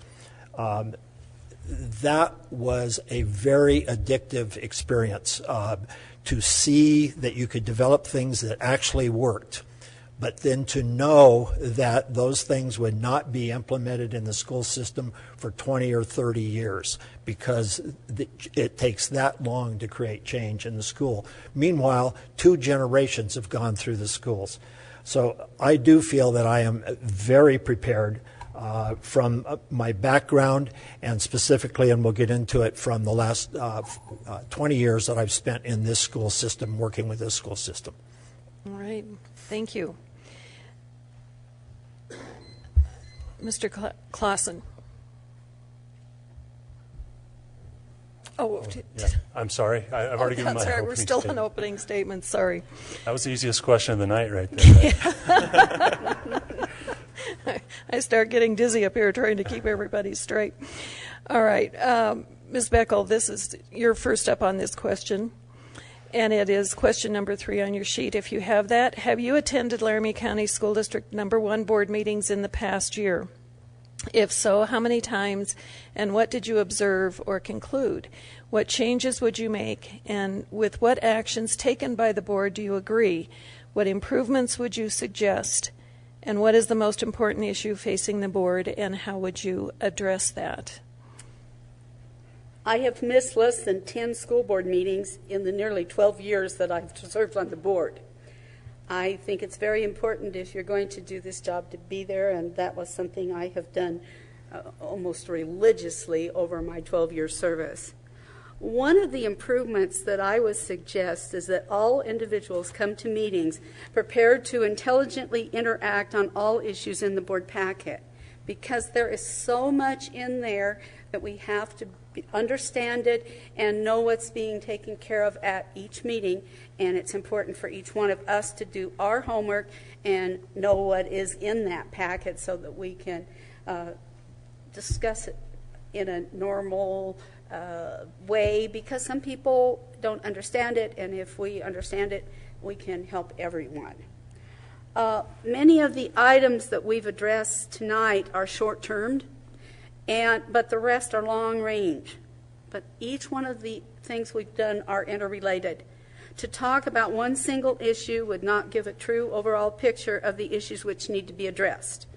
There is rarely one key issue, so all members should be ready to address the relationships that exist in managing the business of Laramie County School District number 1. Thank you. Mr. Taylor. I unfortunately haven't been able to make any of the board meetings with a young family, and my wife typically works till 6. It's really hard to attend the meetings. But what I've done is I've tried to follow all of the issues and keep up on the minutes and different things like that. And the number one issue I think that should be on all of our minds all the time is the safety of our kids in our schools. And the Department of Homeland Security, with the task force that they had last year, gave out some recommendations, and we should always have those things on our mind and those recommendations, and trying to build our relationship with the police department and the sheriff's office and the resource officer programs. And there are several schools that I feel that are inadequately marked as school zones on the streets that are adjacent to those schools. I think we really need to look at that type of thing and make sure that when we're driving through an area that there's a school, that there's unpredictable kids there, and that we have the proper warning as motorists to know those things. So thank you. All right. Thank you. Mrs. Shaner? Yes, well, serving currently on the board, I've attended every meeting this past year, and last year I missed a couple way back with the flu. And as far as the meeting structure, one of the things that we did this year under new leadership was we moved the time for public comment from the very end of the meeting to right at the beginning of the meeting, right after we give out awards to students and teachers. We often have awards to give out, and we do that at the very beginning. So in that sense, we've accommodated the public, and I'm much happier with that. I was always uncomfortable seeing people waiting till all hours of the night to get their chance to speak. What is the most important issue? Well, there are several. Of course, number one is students' safety, happiness, stability, particularly their elementary career, being stable, keeping kids in one school, neighborhood schools, so that they aren't bussed and bumped all over town. It's very disruptive to them, and it's devastating to their families. So those would be some very important issues that we are currently working on because they're unacceptable. So I think we fixed most of them. We're on the way to fixing most of them. Thank you. Mr. Vernon? Yes, I've been attending board meetings, I would not say regularly, but quite often over the last 14 years, mostly from the other side of the board and in the audience and presenting and representing the Parent Advisory Committee in an advisory capacity and bringing issues forward to the board quite often and doing research and bringing those issues up. In those 14 years, I've was chairperson of the advisory committee for the Parent Advisory Committee for 2 years. I was on the board, the school district steering committee for the last 3 years in a community capacity, community member. I was on the committee for helping to name South High and involved with the board in that process. I've been on the 42-member triad committee, forming the triads and then presenting those issues to the board. So yes, I've been to board meetings. Thank you. Mr. Clausen? Yes. Obviously, as an appointed member of the board, I have attended every meeting since my appointment. That's obviously important. Prior to that, I did also monitor the issues before the board, particularly when it came to capacity issues in our schools. That was sort of the impetus behind me becoming more and more interested in serving on the board. One of the things that, obviously, there's a learning curve as you serve as a board member. You need to realize you don't know it all when you first step into that room. You have lots to learn, and you need to get to know your colleagues and develop a rapport. One of the things I think, though, that we can always do better as a board is make sure that we're truly becoming informed on the really important issues. A lot of what the board deals with there's a lot of routine matters, things that come up repeatedly, and it's not that those are unimportant, but we need to understand what is that 5% of the decisions we make that are really going to be critical for the future of our district. And as board members, we need to drill down into that. And we need the cooperation of our administration and our teachers to ensure that we have the information we need to make good decisions. We owe that to our public. We owe that to our kids and those stakeholders out there, that as trustees, we take on that responsibility and we really take the time to get to know the issues, what it is we're doing, and that we make sound decisions. Thank you. Mr. Taylor, you'll be first up on our next question. The public many times does not have a high level of confidence in elected public officials due to perceived or real conflicts of interest. What do you believe is the definition of a conflict of interest? Would you or any member of your immediate family benefit financially from Laramie County School District Number 1? If so, please explain. And do you anticipate having any other conflicts of interest that would preclude you from voting on critical issues before the board? Well, the biggest definition of a conflict of interest is a direct financial gain to you personally or a direct relative. And I don't foresee any circumstances where I would have this type of conflict of interest right at this time, but I do understand that there are many issues that come before the board. And if I ever seen something come forward that I felt like that was a conflict for me, I would definitely recuse myself from the decision and declare that conflict so that it would not become a problem. And I would do everything within my power to avoid the appearance of a conflict. I think sometimes the appearance of a conflict is just as detrimental to the process as a real conflict. So I think I probably have more time, but that's all. All right, thank you. Mrs. Shaner? Yes, as a trustee, I have a duty of fidelity to the electorate. In the past 4 years, I never had any problems with a conflict. I don't expect or anticipate any in the future. I certainly would address it if it did come up. I just never want to be in a situation where my judgment would be compromised, and so I would make sure that. I take the trustee title very seriously.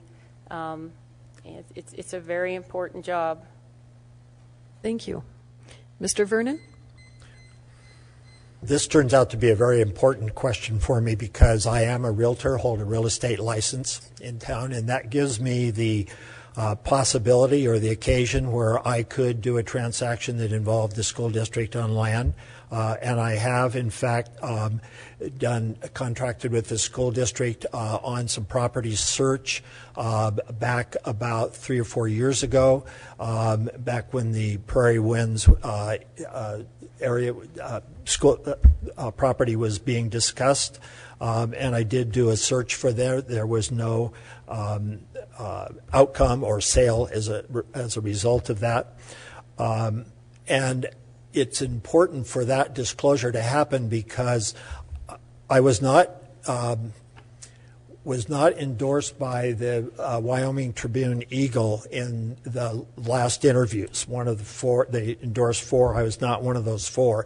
And I'm pretty sure that conflict of interest was the concern there, that there could be an occasion without them checking out. In fact, the fidelity, I've discussed this, and I would not be doing anything there. Also, in full disclosure, my wife does teach yoga, paid for by the Blue Cross. She teaches teachers stress management through yoga, 2 classes, and Blue Cross and their health plan does cover that. All right. Thank you. Mr. Clausen? Thank you. Obviously, a conflict of interest is any kind of personal gain or benefit that might be gained through the authority you have in your official capacity. And again, it can be either the appearance of that or an actual conflict, and I think that both are to be avoided. Folks need to know that they can trust that the decisions that are being made by the board are being made impartially and fairly, and we need to be able to have that assurance. I do not believe I have any conflicts of interest. None of my family, my wife is not a teacher. I have no financial interest there. I do, however, have 2 kids. We'll have a 3rd child that are in the system, and that is not a conflict of interest. I think it's an important interest that I have. I bring that perspective as a parent. I know there are some others running that do as well, but that's something that I want to bring to the board, continue to bring to the board as a parent's perspective, and not just for my kids, obviously, but I think by focusing on that, I think it's going to hopefully improve the district for all kids across the district. And so I don't believe I would have any conflict, and certainly I would hope to promote the interest of children across the district. All right. Thank you. Ms. Beckel? Every year when we come in to start our year on the board next year, we sign a form that says we do not have a conflict of any type. And I think this is an important thing because we're not looking for anybody to have any monetary benefit from serving on this board. And I have never seen this in my 12 years on the board that anybody has had a monetary benefit. I remember the number of times a board member has excused themselves from voting because of a perceived possible conflict. And one of these I'll draw up is that you could go as far as not voting on the minutes of the previous meeting because the board member did not attend the meeting. Well, this is an interesting concept. And people, so there is the need to be sure that people understand what a conflict of interest is and use it tactfully. All right. Thank you. Next question, and Mrs. Shaner, you'll be first up on this one. Explain how you see your role and responsibility as a school board member. How do you separate your roles and responsibilities as a board member from that of district administrators? And then further, when faced with controversial issues, how would you handle those as far as compromise and conflict goes? Okay. First of all, my role and responsibility is the best interest of the students. And how I separate my role from the district administrators is I oversee what they're doing. It is under my watch what is going on in the district, so I try to be informed, make informed decisions. I go to extra committee meetings, lots of things that come up as something that's going to be voted on. I want to find out more about it so that I can make a good decision. As far as I noticed in here, ideologically, I'm happy to collaborate with my fellow board members. I mean, that's what you do on a board. But at the same time, I'm not willing to compromise when I stand behind a principle. I think that some ideas are good and some ideas are bad. But again, I'm always looking for the best interest of the students. So that would be my answer. All right, thank you. Mr. Vernon? I would restate the question more boldly and say, or ask, how does the board act like a board and not micromanage the administrators they've hired, and at the same time hold them accountable for achieving our stated goals and policies of Laramie County School District 1. Basically through using the strategic plan, the performance data of the school, and the policy manual as guidelines, that evaluation can take place. And to the second part of the question, the theme of my campaign is foster cooperation. Collaboration and cooperation are going to be key.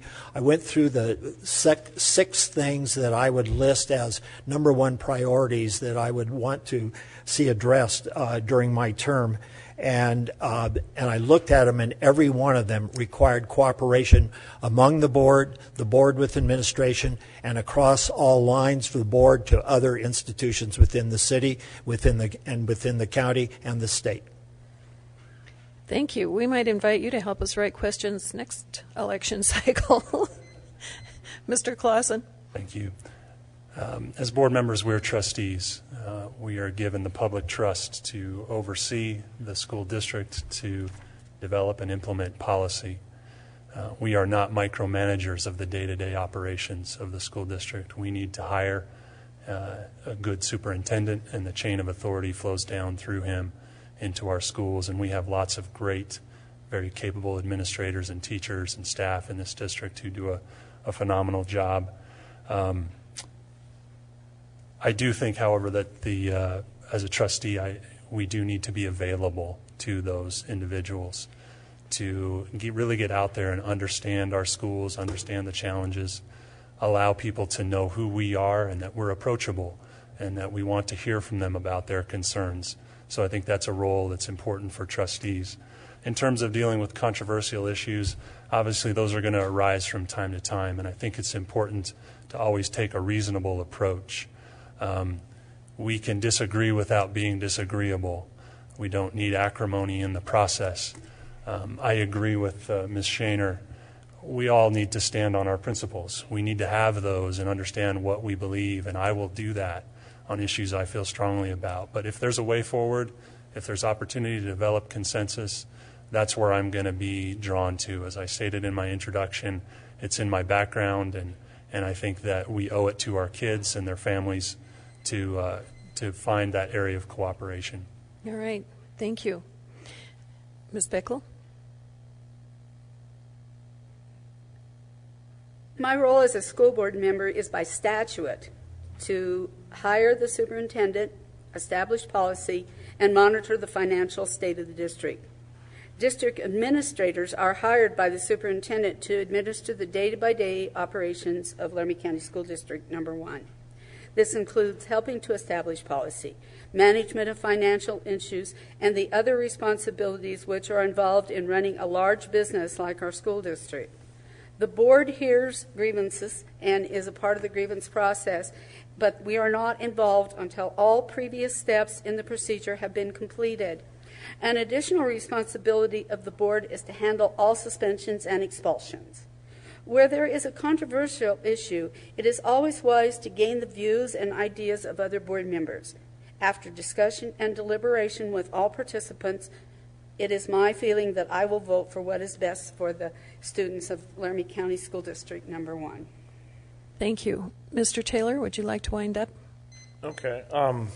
As board members, I think our first responsibility is to listen to the constituents, the parents, the kids, the teachers, the community, the administrators and the district employees, to make sure that the policies that we're talking about at the board level are meeting their needs, and that we're not meddling too much in the daily functions and allowing the administrators to do their jobs and the teachers to get their work done, and to be able to complete and follow out those policies and goals that are set forward through the strategic planning processes and everything else.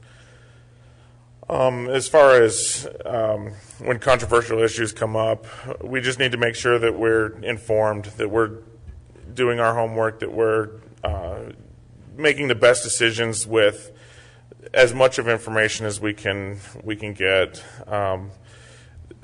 It's been said before, if we remain ideologically rigid with our position, then we're not going to function very well. But at the same time, it's good to make sure that we build a consensus and that we've done our homework and understand those issues to their fullest extent. All right. Thank you. It seems to me that it's a consensus that picking your next superintendent is one of the top priorities on a school board member's list. So would you please address that and explain to us what characteristics you would want in a superintendent and why? And how do you think the process of selecting a new superintendent should be accomplished?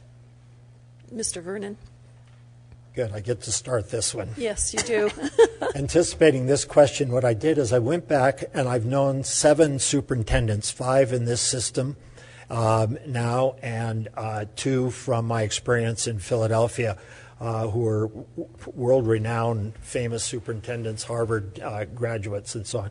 And I tried to analyze the strongest points of all 7 of those superintendents and say, how can we find somebody who carries each of those strengths? They boiled down to the following. 1, the ability to lead staff, teachers, and board. This means getting all the arrows pointing in the same direction. The second one is a sound academic background and being a student of emerging research and trends. And then the third characteristic is to have large district experience, because you have a lot of things to be an administrator and executive over. And then finally, one, and it's been mentioned earlier, is someone that can earn the respect of the larger community outside of the administration building and the boardroom. All right. Thank you. Mr. Klassen? Thank you. When I saw this question on the questionnaire, I had a chance to jot down just a few characteristics that I would look for in a superintendent. They are obviously the CEO of the district. And the thing that I thought of initially was we need very much for this to be a person of integrity, someone who can be trusted, that when they say something, that's what they're going to do. They need that so that down through the ranks they have that respect. Obviously, you need someone who's knowledgeable about all the issues that face a district. They have the educational background and the experience. And all of that is so that they can command the respect of their subordinates, the teachers and the administrators that serve under them. I think that's vitally important. They also need to be good delegators. They need to know how to identify the right people for the right positions. They can't possibly micromanage what goes on every day in the district, and so they need to have the right people in those positions. And so that's an important attribute that we would need. In terms of the process of selection, that needs to be as open as we can make it and ensure that we have the input from appropriate stakeholders as we make that decision. And the only caveat, obviously, is that obviously this decision comes down to the 7 members of the board, and so there needs to be opportunity for that private deliberation and the consideration of those things just within the board, and the open discussion of who that individual should be, who's going to bring stability to the district. Thank you. Thank you. Ms. Bickle? When we hire a superintendent, we're basically hiring a CEO. This is one of the largest businesses in the city of Cheyenne. The valuable characteristics that I would consider are sincerity, knowledge, honesty, openness, good communication, and leadership skills. These are necessary for Laramie County School District Number 1's growth over the next 5, 10, or 15 years, and would enhance any plan developed by the school district. There are several methods used to select a superintendent, with each having its own set of positive and negative attributes. I would like to combine the requirements of all these methods when attempting to hire a superintendent. All right, thank you. Mr. Taylor? I think we probably all could agree that we want the most qualified superintendent that we can get. With that person, I see that person as having a robust background with the various areas of the education system and experience. We want somebody that can come in and understand the day-to-day stuff that goes on in the district and have the experience of the management and everything from that level to all the way down to the bottom, to kind of at least be empathetic and understand what is going on. They need to have those hard skills, but they also need to have the soft skills that we all want in somebody, to be able to be approachable and to have the community embrace them, and hopefully they share the same vision of us, that they want Cheyenne to be a great place to raise our children. And I think that process should, like Mark said, there needs to be some time for the decision to be made, and that respects that person's privacy or different things. But it needs to be as open as possible to ensure that that person's going to be a good fit for the community, and that they're going to have the same shared vision as the rest of us. Okay, thank you. Ms. Shaner?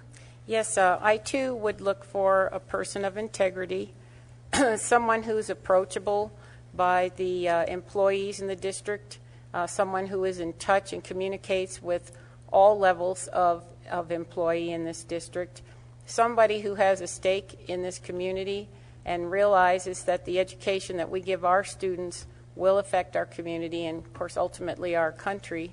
And I have heard from various employees out in the district what they are looking for, and they want someone that shows an interest in what they are doing, comes around, knows who they are. As far as experience goes, I'd like somebody who has been in the education business, understands the levels of it, what it takes to be a classroom teacher, what it's like to be in there with a room full of students, so that they're not just coming from an administrative perspective, but understand what it's like to be in the classroom, which is really what this whole thing is about. I think that would be what I'd be looking for. All right, thank you. Mr. Clausen, you're first up on our next question, and this is a little different than the first round, but some school districts in Wyoming are going ahead with implementing next generation science standards. Should Laramie County School District Number 1 join these districts, use the existing state science standards, or write their own state science standards? That's a mouthful to say. It is. I think it's important that as we look at standards, and I think everyone would agree with this, the first objective here is to make sure that we're doing the very best we can by our students. We want to ensure that we have sufficient rigor, that they are not falling behind other parts of the country, indeed the world. And so to that extent, I think that if these standards represent improvements, we ought to move forward with them. We owe that to our students. And so I would support that. I think the concern we have when you start to go beyond language arts and math in terms of standard setting, there's always the concern about what sort of agenda is being pushed, and that obviously came to a front here with the the legislature and their consideration of the science standards. I think we don't want to be afraid to really educate our children how to engage in the scientific method, not be afraid of exploring the facts where they lead us. And I think it's disappointing if any agenda, whether you support it or are against that particular agenda, whether that's influencing the process, I think that's wrong. I think we need to find a way to get the agendas out of this and really look at how are we effectively educating our children. And I'm not going to talk about the specific issues because I don't have time. I obviously would have some concerns if we did see an agenda emerge from those standards, but I don't think that's what's in there. I think we're really looking at just trying to improve the basic learning of science. Thank you. Ms. Beckel?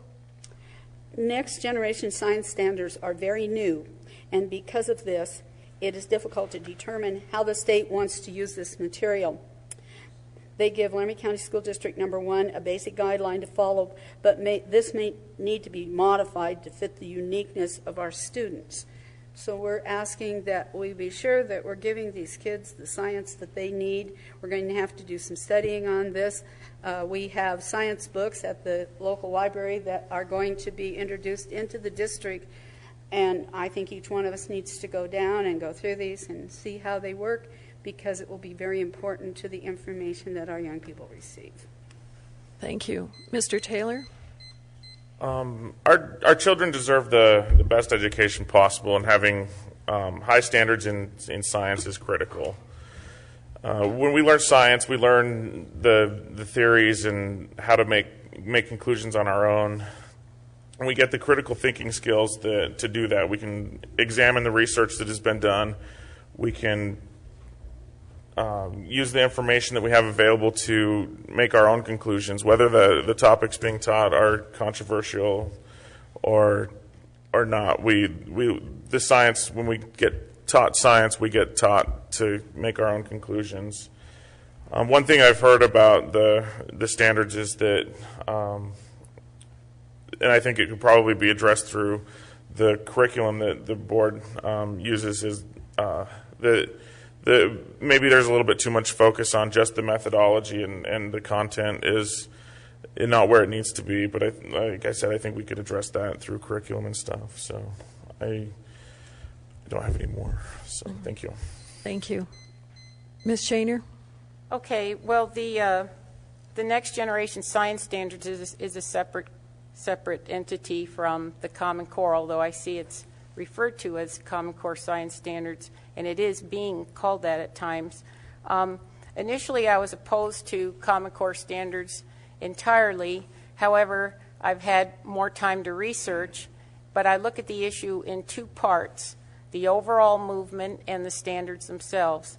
Tying federal education dollars to the adoption of off-the-shelf national standards undermines the ability of states and local districts to have local control over their standards and curriculum. This is and should be a local issue. As to the standards, I think many of them are more rigorous than our last ones, and that is good. They still need improvement and revision, though. The Common Core standards are the law in Wyoming, and our district has to follow that law. The Next Generation Science Standards have not been adopted by the state yet. It is a smaller movement. What I am hearing and what I'm seeing across the nation is that the transition into the Common Core standards is taking up so much time and so much difficulty that I feel like the teachers are overwhelmed right now, and I would not want to recommend adopting the Next Generation Science Standards, because that would just add a whole other pile of standards to transition into. Thank you. Mr. Vernon?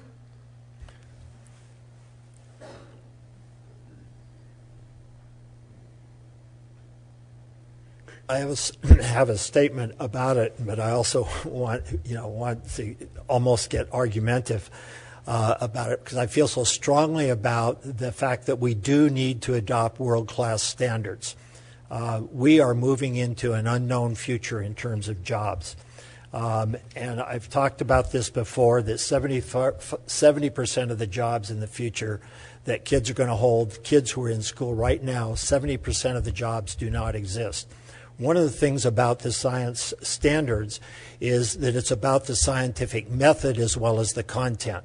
And it is that scientific method that integrates all curricula, and it's the key to educating students to thrive in a world where that 70% of those jobs don't exist. Next generation science standards help the students address real-world situations and provide the will and the ability to persevere in solving complex and novel future problems. Thank you. Ms. Beckel, you'll be... Sorry. I'm sorry. Is there an additional 30 seconds? Yes, if you'd like it. You have 30 seconds to read I that. just wanted to reiterate, Ms. Beckel made a good point, and that is that we do have textbooks under review right now. And I just want to indicate, for parents that have some concerns about where we're heading with science, I mean, there's a lot of folks out there who have expressed different things. This is obviously areas where opinions can differ. Get out and review those textbooks, and feel free to let the board know where you stand on that. I think it's vitally important. I just wanted to make that known. Okay, thank you. Ms. Shaner? I'd like, as far as the textbooks, that is by statute, all proposed textbooks are supposed to be under public review for 45 days. And in the history of, I know there's been no input, but now that we have the textbooks placed at the county library, people will have access to them. Also, on these standards, these next generation science standards, I have read that they focus on only a few items out of science. They have only picked a few items to focus on, which is concerning to me. Also, as far as going into the future, if you were in the Industrial Revolution in the 1800s, you wouldn't have known about electricity before it. It's not that different.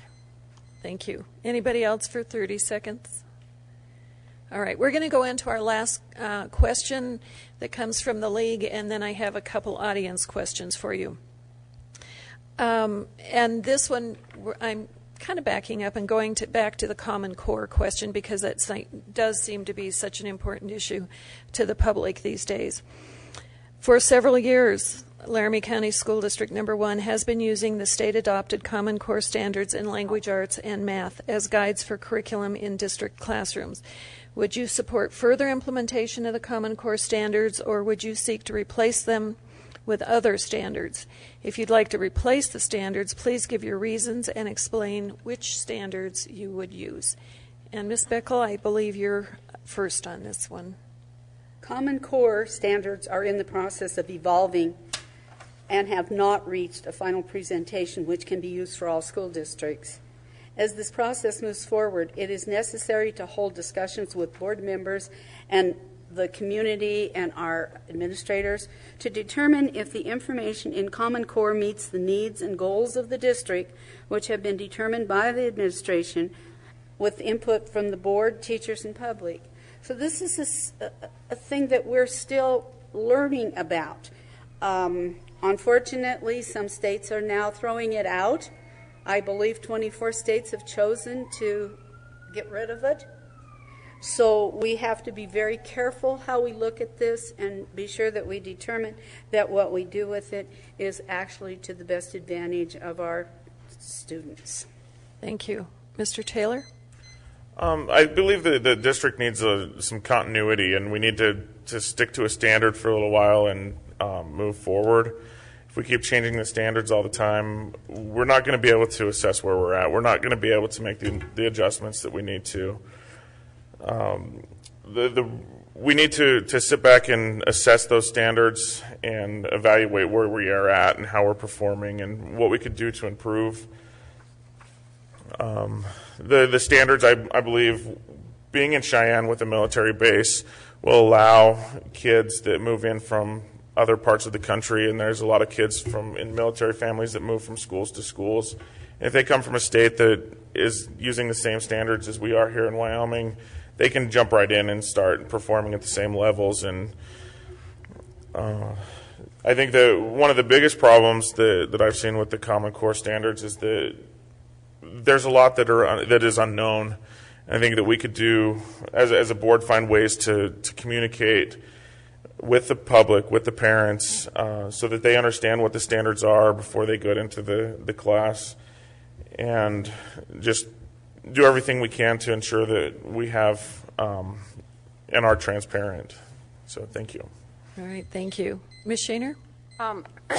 As I said, originally I was opposed to it, but after having time to research, I look at the issue in two parts, the overall movement and the standards themselves. The federal education dollars tied to the adoption of off-the-shelf national standards undermines the ability of states and local school districts for controlling standards and curriculum. As to the standards, I think many of them are more rigorous than our last ones, and that's good, but they will always need improvement and to be revised. It's also the law here in the state of Wyoming right now. But on top of the curriculum is we're told that that's for local control. Curriculum always aligns to standards. Right now, the local control that we have is textbooks, and by Supreme Court actions that I've read about, textbooks are the only thing that the state cannot control. So that's why we've initiated this review in the library. So we need parents to get involved to review the textbooks. So what is put in front of the students, what they are reading, we have some say about. Thank you. Mr. Vernon?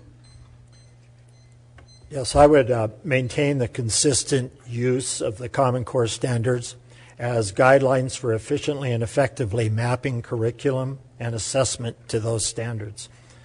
It means keeping a steady hand on the helm, moving forward, and consistently developing the curriculum and the assessment to meet those standards. As this community continues to grow and churn students to and from other states, it's important that grade level standards be consistent. So it's the sequencing of the standards that is very critical here, and keeping those in sequence. And it's important that the people who oppose Common Core, because of federal government involvement, understand that Common Core is driven by the states, and I'm really proud of that. It makes me feel like I'm back in the colonial era, where the governors came together in the colonies to create this nation, and that's exactly what happened with the Common Core. It is state-driven, and the federal government involvement is for maintaining the teaching and the developing of the curriculum, and they don't dictate what it is. It's a resource to help develop to the Common Core that the states have adopted. Thank you. Mr. Klassen. You know, the term Common Core it's almost become a toxic term where it just creates these visceral reactions on both sides. And I think what we need to do is we need to step back really and understand what is it that we're trying to achieve. And I think we all agree uniformly that we want the best for our kids. And we want the best standards. We want to raise expectations. We know that that's necessary. We just look at the world around us and the increasing competitiveness of our global economy, and we need to make sure that we're preparing our students adequately for that future. In terms of some of the questions and the problems that have been posed with the Common Core, I think we always are going to have to look to the implementation of that and make sure that we're doing it right. We need to be willing to adjust and make changes where it's necessary. But I think now that the district, the Wyoming State Board of Education, has put them in place, the district is implementing them, we need to give them a chance, I think, at this point to settle out a little bit. Our teachers need to know what's expected. We need to be able to review the assessments of that and see, is this making a difference? Do we need to make changes? On the other hand, I also want to acknowledge that there are some legitimate concerns by parents out there about some of the teaching methods, some confusion. We need to do a better job of communicating with those parents, helping them understand what it is that we're trying to achieve with some of these new methods, particularly in the area of math. I don't want to dismiss that out of hand. I know my time is up. Can I take my 30 seconds? Because I do have some concerns as well about federalism, local control. I think it's important that we keep these decisions being made at the state and local level. I know that there's that argument out there that there's no federal money tied to it. That may be the case right now. I believe there was some money that encouraged the states to embrace these. My fear is that you could get to the point where there may, at some future time, be federal money tied to the adoption of a particular standard, and I think that would be unfortunate. I think we need to maintain that autonomy to be responsive to our citizens here. Thank you. Anybody else for a 30-second rebuttal? Okay, we are going to go on to a couple questions from the audience. The first one, I think, is a fairly quick one to answer, and Mr. Taylor, you would be up first on this, but I just want to throw this in because I hear this come up a lot. I just want to provide a point of information that the Wyoming State Constitution explicitly prohibits the state from dictating textbooks to a local school district. So just a piece of information there. Okay, Mr. Taylor, how many hours per week can you expect to spend as a board member to be able to do a good job as a board member? I believe that would depend on the topics at hand during that particular week. I think that you have to examine the functions of the board. There may be weeks that are a higher workload that you're going to spend time doing more homework and doing more research and getting to understand those issues before you make those decisions. And there will be other times where it'll be a lighter workload and you can do it in a fairly short amount of time. But I think that it would depend on the week and depend on the issues that we are facing. All right. Thank you. Ms. Shaner? It really does vary. I could spend 20 hours a week. A lot of times at the holidays, we're invited to many plays and shows at the different schools, and when I get an invitation, I sure try to get there. So sometimes I'm going all the time. Other times it can be an easier week. Of course, the meetings we have, there are other meetings to attend other than our board meetings. There are work sessions. There's a lot of reading involved to make sure that you're prepared with your packet for the board meetings. A lot of phone calling. Also, when you hear from parents and constituents, phone calls and emails, you want to respond to those. So it can be pretty time consuming. All right. Thank you. Mr. Vernon? Yeah. In past years, the board has spent a lot of time and effort in getting the administration to communicate with the public, to hold once a year a meeting that gives a update on where we stand against performance, and to run that down. And I see changing that paradigm so that the board takes responsibility for communicating, for disclosure, for being open, completely open as to what's happening by involving the other institutions in the community. So I would see spending a tremendous amount of time going to city council meetings and representing the board and the school district on those meetings to keep them informed. Also to commissioner meetings, doing that, and possibly even to the Planning Council and Board of Adjustment meetings, because it is so critical that we stay tied into the operations of the city as a part of it instead of being so separate. All right. Thank you. Mr. Klassen? Yeah, I think that it's important that board members do have enough time, and that time will vary, I think, depending on what matters are before the board, the time of year. The one thing that I can say is that all of us have to set priorities in our life. And I know that as a father, this job is never going to rise above my job as a dad and my obligations to my family, and I hope the electorate understands that.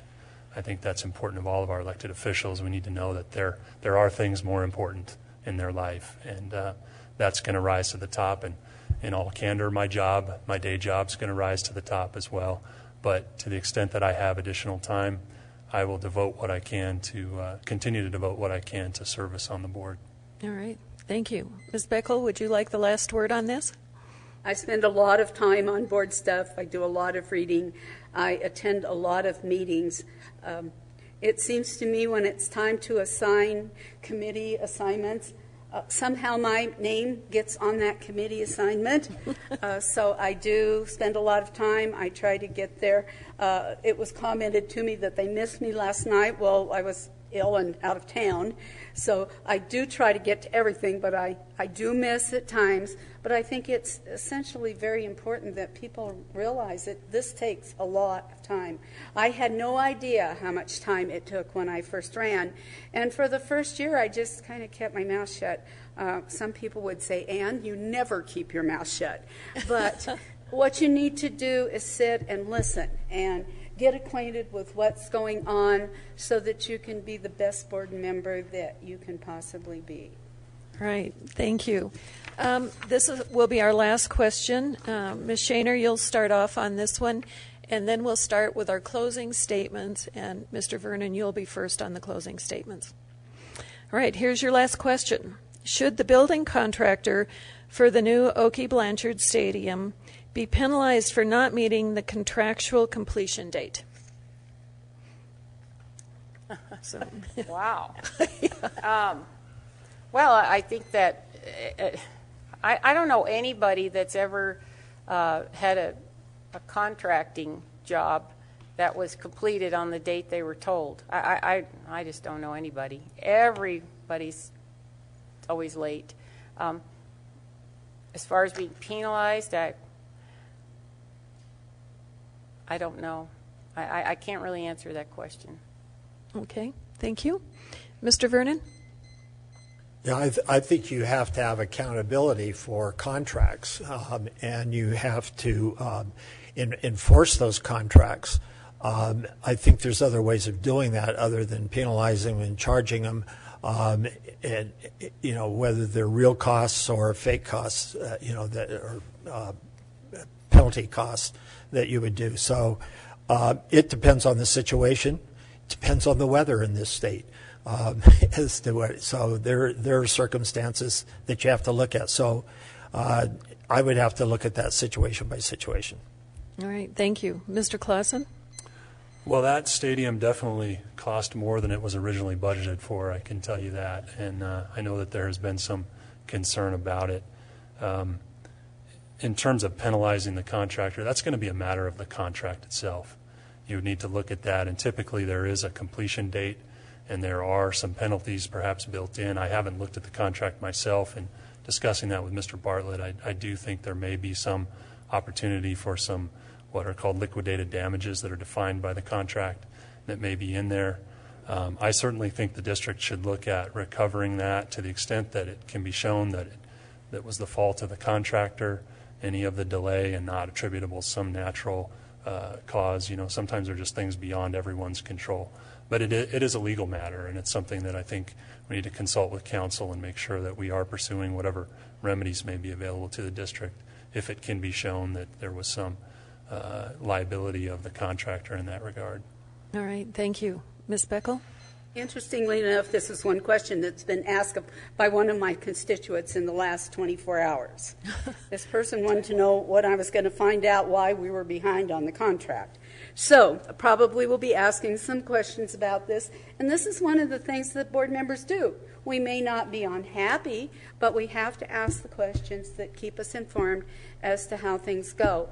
And I imagine there is some damage within the contract on this one, and we'll have to have our legal staff take care of this for us, because we're the board, the legal staff, and the administration takes care of this type of thing. All right, thank you. Mr. Taylor? That particular case and that particular contract, I don't feel that I have enough information before me to say that. I'm not familiar with the contract itself.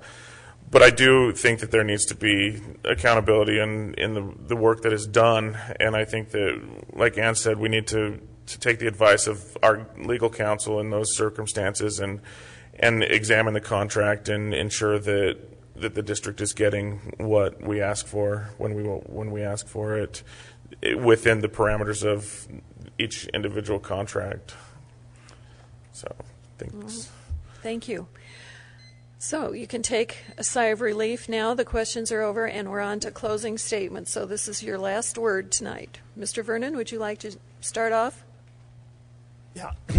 I'm painfully aware of how slowly things get adapted and built into a system.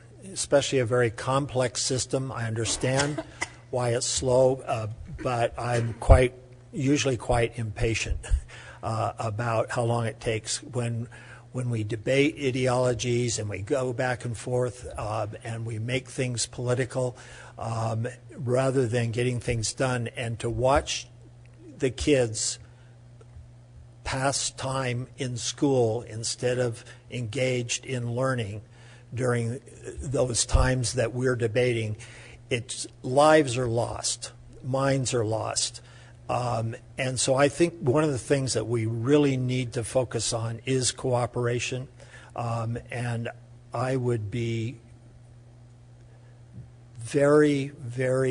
I feel very strongly about it and feel that I now have the abilities to try to foster that cooperation and become a leader within the board to work that cooperation across the school system. Thank you. Mr. Klassen? Again, I want to thank you for the opportunity for this forum, everyone attending and viewing this. The school district, the operations has a huge imprint in our community. It's really important.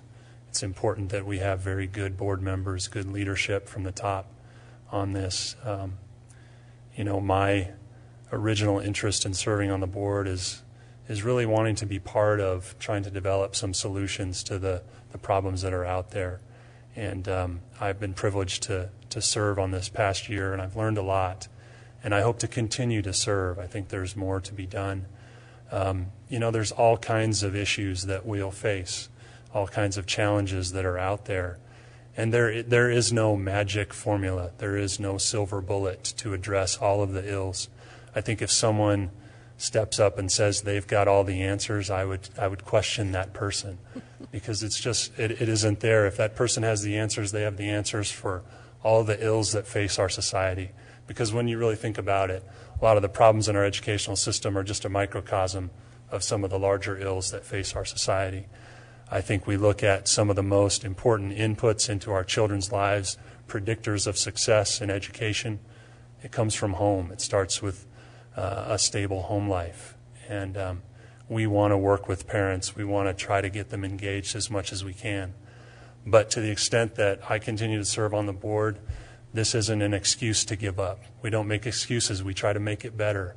We look at what inputs do we control in this process. How can we work to make it better? And that's what we're all interested in here. Again, there's no magic solutions, but I think there needs to be efforts made looking at the things that we control. And what do we control? We control the teaching process. We have to hire and retain the best teachers. We control the facilities, the resources that we devote to education.